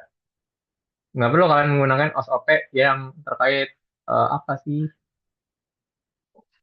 gitu. Atau misalnya SOP laser. Kalau misalnya laser nggak bisa digunain, ya udah nggak usah dibuat SOP-nya gitu. Tapi untuk barang-barang yang sering digunain, dikasih SOP-nya gitu. Kimia-kimia atau lemari. Lemari kan sering digunain, dikasih SOP-nya. Oh, kalau untuk barang-barang itu apa? Lemari ini harus ada di sini, di sini, di sini, di sini. Gitu. Udah. Kebijakannya udah di SOP penggunaan alat udah, SOP bahan udah, SOP penanganan limbah. Nah, itu bisa merujuk lagi ke tadi limbah cair ini dibuang kemana gitu ya. Kalau misalnya udah tahu oh orang orang ini yang bisa ngambil ya udah nggak apa-apa gitu. Atau kalau kita nggak punya ini ya udah kita harus kemana. SOP aktivitas tadi kan penelitian. SOP maintenance bersih apa ngecek-ngecekin untuk barang-barang yang ada SOP penggunaan alatnya. Nggak perlu semua barang di maintenance gitu. Kalau misalnya ya barang yang sudah diidentifikasikan sebagai guna ya udah gitu. Pokoknya ini kita ngomongin SOP aja ya. Kalau misalnya aduh kebanyakan gini gini gini gini ya udah ditentuin aja uh, itu bebas lah mau didiskusiin mau nanti maintenance aja atau nanti maintenance-nya bagi-bagi SOP ya nggak masalah gitu. Nah, kalau SOP udah ini bisa paralel atau bisa setelah SOP. Tapi saranku adalah yang pertama. Kalau dia dari 5S plus S, ya, 5S plus S, itu alurnya adalah kita sisihin dulu. Semua itu berawal, tadi kan 5S plus S ya. Sisi, susun, sapu, standar itu, maksudnya itu adalah urutan gitu. Jadi kalian nggak bisa ngelakuin sapu, nggak bisa bersih-bersih lab, semisal kalian masih punya banyak barang yang nggak guna gitu. Ya udah, oke, kita lakuin lagi filtering barang-barang. Mana barang-barang yang tidak dipakai, mana barang-barang yang dipakai. Tandain yang tidak dipakai merah atau akan dibuang gitu. Kan ada tagnya kan, tag merah sama tag kuning. Tag merah, yaudah tandain ini. Kalau misalnya maintenance kan, yaudah kita buatin ada maintenance day atau uh, apa Siri day, Seiko day, bebas gitu ya. Sisih day itu boleh gitu. Terus dari udah tanda-tandain mana yang dibuang, eh ditanyain aja ke Pak Aul ini gimana kalau misalnya buang ini. Atau kalau kalau dibuang udah dipastikan dibuang kan ada tiga kan ya. Nih, ada yang ragu-ragu. Kalau dibuang, buang aja nggak usah tanya tanya Pak Aul gitu. Kalau udah nyampe scrap buang musnahkan, udah langsung buang aja gitu, nggak perlu ke Pak Aul. Tapi kalau misalnya ragu-ragu tadi kan yellow tag, ya udah tanya dulu ke birokrasi, ke Paul atau ke dosen lain atau ke lab lain gitu. Ini bagaimana ya? Apakah masih perlu digunakan atau enggak? Udah sisihin aja dulu. Terus bagaimana? Ya udah abis isi ngikutin Septon. Udah rapi nih. Maksudnya barang-barangnya udah dipakai semua. Ya kita rapiin, kita tentuin. Locker ini punya eh punya apa fiber gitu ya. Locker ini punya ini, punya ini, punya ini. Udah ini udah prosedural banget 5S plus S itu udah dirancang untuk memang dialur gitu ya.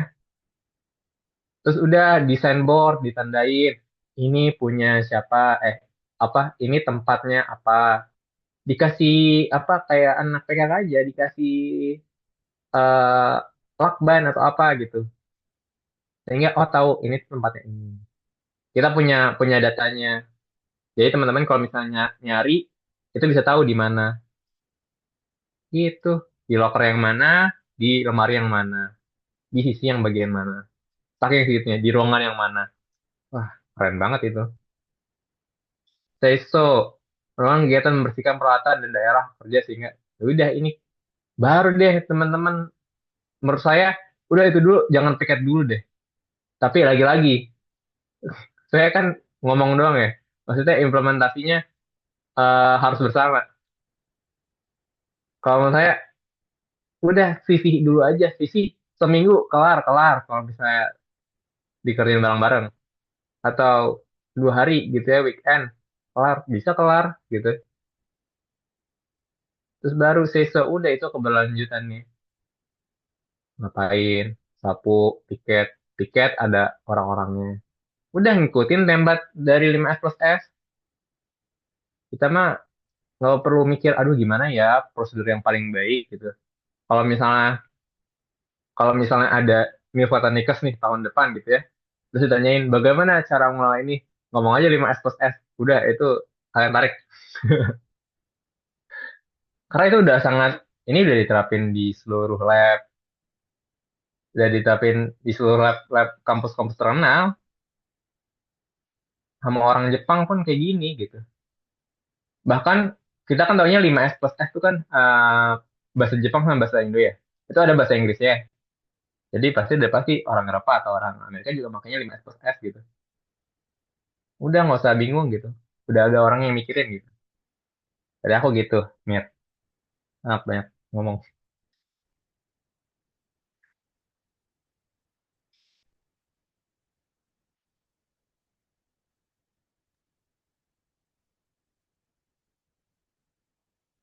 gitu. Aman, Mir.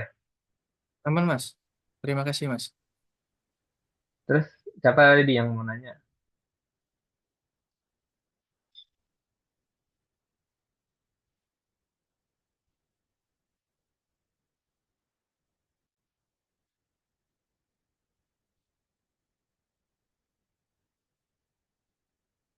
Apa udah? Tadi siapa sih? Tapi tadi siapa, Mir? Tadi Anu, Mas, yang mau tanya. Oh, Anu. Mau nanya, Nu. Dikit aja mas. Boleh. Tadi kan mas tadi kan mas Victor bilang bakalan apa ya untuk K3 sama 5S plus S ini kan ya nanti ada pemantiknya lah dari main maintenance kalau nggak Hmm. salah. Nah, menurut Mas Mikdam nih, apa ada cara buat ada pengawasan sama evaluasi terkait ketiga dan 5S ini secara berkelanjutan? Kalau ada, apakah perlu target atau indikator tertentu buat tentuin keberhasilan dari dua program ini, Mas? Terus, misal udah ada ibaratnya KPI-nya, itu Hmm.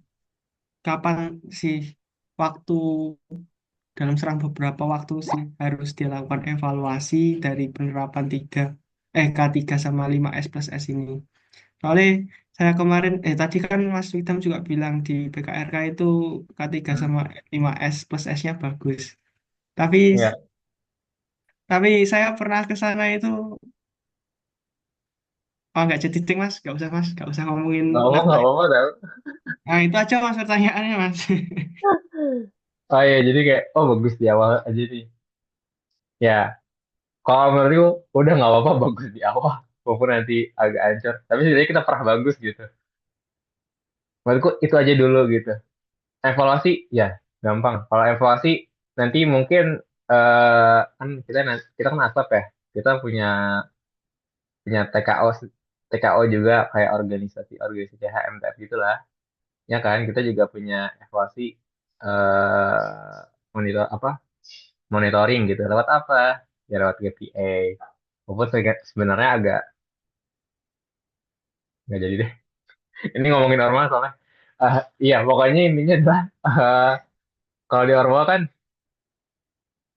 ini nyinggung ke nggak jadi.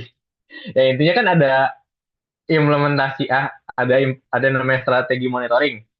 Ini yang anak-anak apa? Anak-anak TM ataupun anak-anak aku lupa sih apa yang aku perlu lakuin. Sekolah kepemimpinan SKH. Itu kan tahu kan ada strategi monitoring gitu ya. Ya salah satunya kan dalam bentuk kita ngebuat KPI, terus nanti adain evaluasi. Nah, evaluasi menurutku bebas. Ini tergantung dari ketuanya sih. Mau evaluasi tiap minggu bisa, tiap bulan boleh, atau evaluasinya eh, 2 kali gitu, pertengahan sama akhir. Itu perlu gitu. Ini ilmu Arma juga ya. Menurutku evaluasi itu jangan di akhir doang gitu. Di akhir set lagi-lagi. Tapi tergantung. Kata, aduh, malas banget masa evaluasi evaluasi terus. Ya udah ganti aja evaluasi jadi kalau kita suka nyebutnya itu introspeksi diri gitu ya. Introspeksi diri. Ya itu kita bisa tuh ngambil 1 semester sekali aja. Ya udah 1 semester sekali kita udah ngelakuin apa aja. Terus yang belum apa. Terus kalau untuk maintenance, ini kan ngomongin maintenance ya. Untuk maintenance eh ah, yang kurang ini.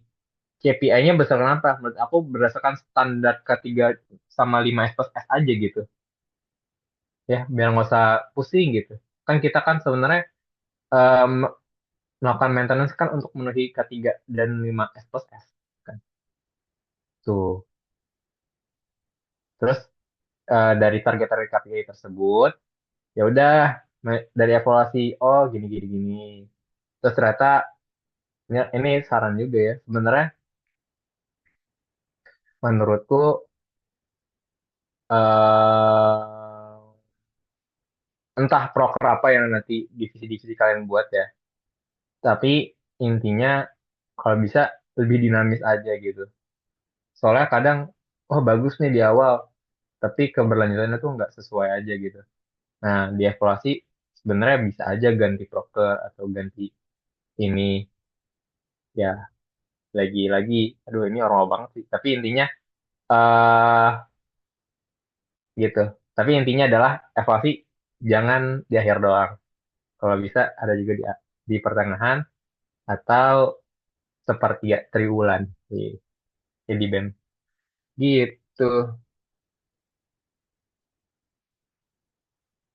Aduh, ini malah ngomongin organisasi. Sudah bukan wayahe. Jawab Mas Ikdam, terima kasih banyak. Ya,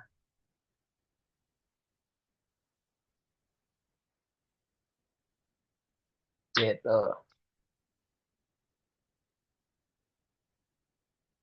Itu. Udah. Ada yang mau tanya lagi? Kayaknya udah nggak ada nggak sih yang tadi kan. Kalau nggak ada, kita lempar lagi.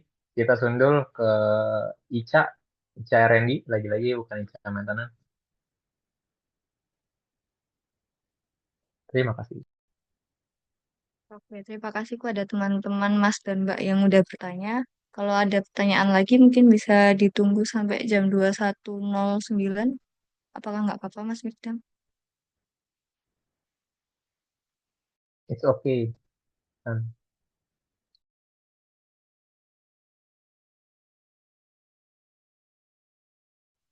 Oke, kalau gitu jika ada pertanyaan mungkin bisa langsung ditanyakan saja.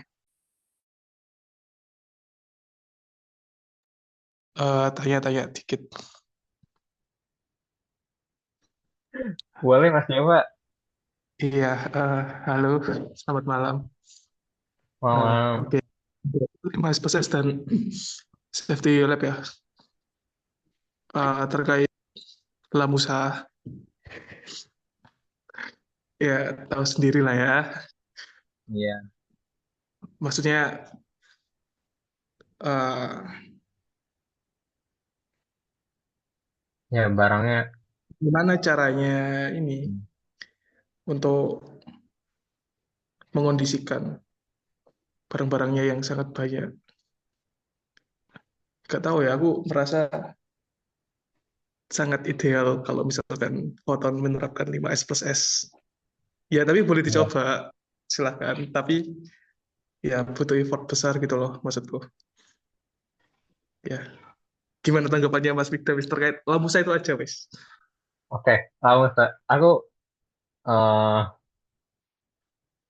kalau misalnya males beradvokasi atau malas ngobrol ke bapaknya, yaudah kita kan anggap adalah ruang kedap itu adalah gudang kan. Yaudah kalau misalnya berantakan nggak masalah, toh itu gudang gitu. Dan kita kan nggak bisa membuang hal tersebut. Karena kenapa? Karena kalau misalnya kita identifikasi, sebenarnya barang itu bernilai, tapi ya jarang digunakan aja. Ya udah dan ada ini di 5S plus S tuh ada ini loh. Ini.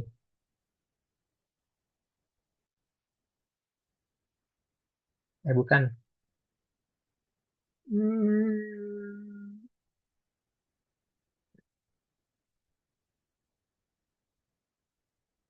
Nah, yang tidak digunakan itu ditempatkan terpisah dan diidentifikasi. Ya udah ini tuh apa namanya barang Lamusa atau gudang gitu ya. Mana ya? Ya pokoknya di salah satu alurnya itu ada itu nih ditempatkan di gudang. Ya lagi-lagi ini harus keputusan manajemen, keputusan kita bersama. Ini gimana ya Bang Lamusa? Misalnya advokasi ternyata tidak dapat advokasi itu kan maksudnya adalah kita udah ngomong ke bapaknya gitu. Eh, Pak, ini gimana ya Pak? Terus nggak dapat jawaban gitu ya atau jawabannya tidak konkret gitu. Ya udah, kita anggap aja udah itu di gudang gitu. Sebenarnya semua barang-barang di gudang aja. Menurutku kalau misalnya walaupun di ruang kedap itu berantakan, ya nggak masalah. Asalkan yang di luar tuh rapih gitu. Terus bagaimana kalau misalnya kemarin ada kan yang kayak apa sih namanya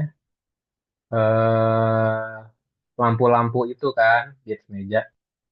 Ya lagi-lagi permasalahan maintenance itu memang kompleks. 5S plus S tuh nggak bisa kita ngomongin sehari ini doang. Nggak. Ini harus berlanjut setiap minggu, setiap ini. Makanya saranku juga setiap rapat mungkin adain sesi ini. Semisal ada kegiatan penelitian di lab Foton. Contohnya Lamusa. Oh kayak gini. Oh ya udah. Berarti langsung buat kebijakan aja di situ. Oh ya udah. Berarti barang-barang eh, meja itu sekarang sebagai tempat barang-barang penelitian ini gitu. Ini kan Lamusa. Terus nanti teman-teman yang mau penelitian lain di mana? Di sini, di sini, di sini, di sini. Gitu. Kalau nggak mungkin yaudah pindahin. Kan bisa gitu. Makanya ya ini kan masalah idealis ya. Idealis nggak akan pernah nyampe 100%. 5 plus S nggak plus S nggak akan pernah nyampe 100%. Tapi dengan mengupayakannya itu sebenarnya udah kita menjadi kewajiban dari kita. Tapi itu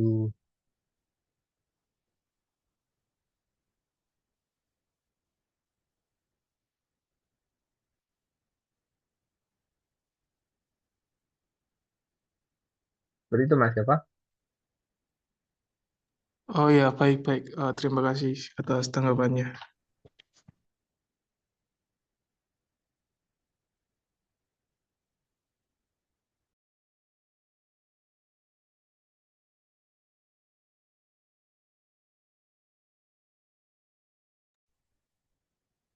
Kembali lagi ke Mbak Isya.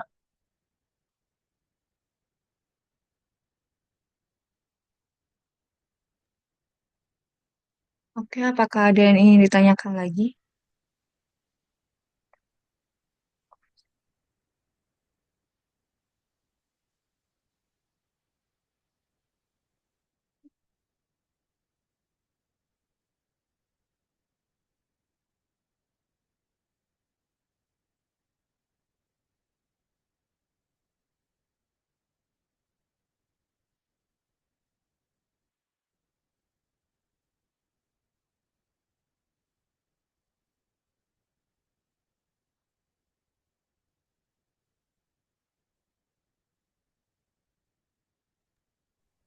Mungkin kalau dari Mas, Mbak, dan teman-teman tidak ada lagi yang ingin ditanyakan, untuk sesi tanya jawab kali ini mungkin bisa dicukupkan.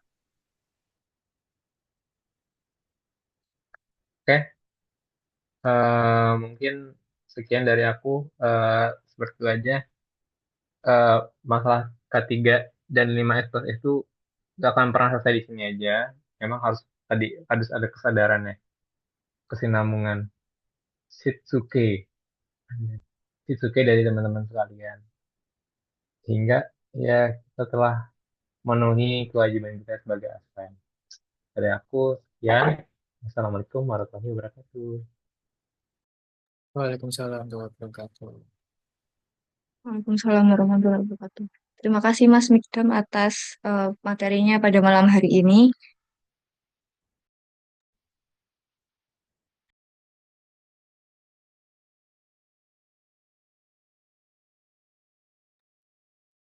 Mungkin karena tadi diawali dengan doa, bisa diakhiri dengan doa juga. Berdoa menurut agama dan keyakinan masing-masing, berdoa dimulai.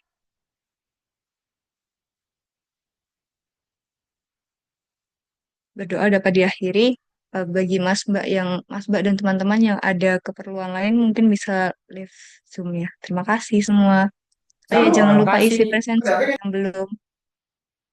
Makasih Cam, makasih Mas Bikram. Terima kasih Mas Mikdam, Mas Amir, Mbak Ica, dan lain-lain. Assalamualaikum.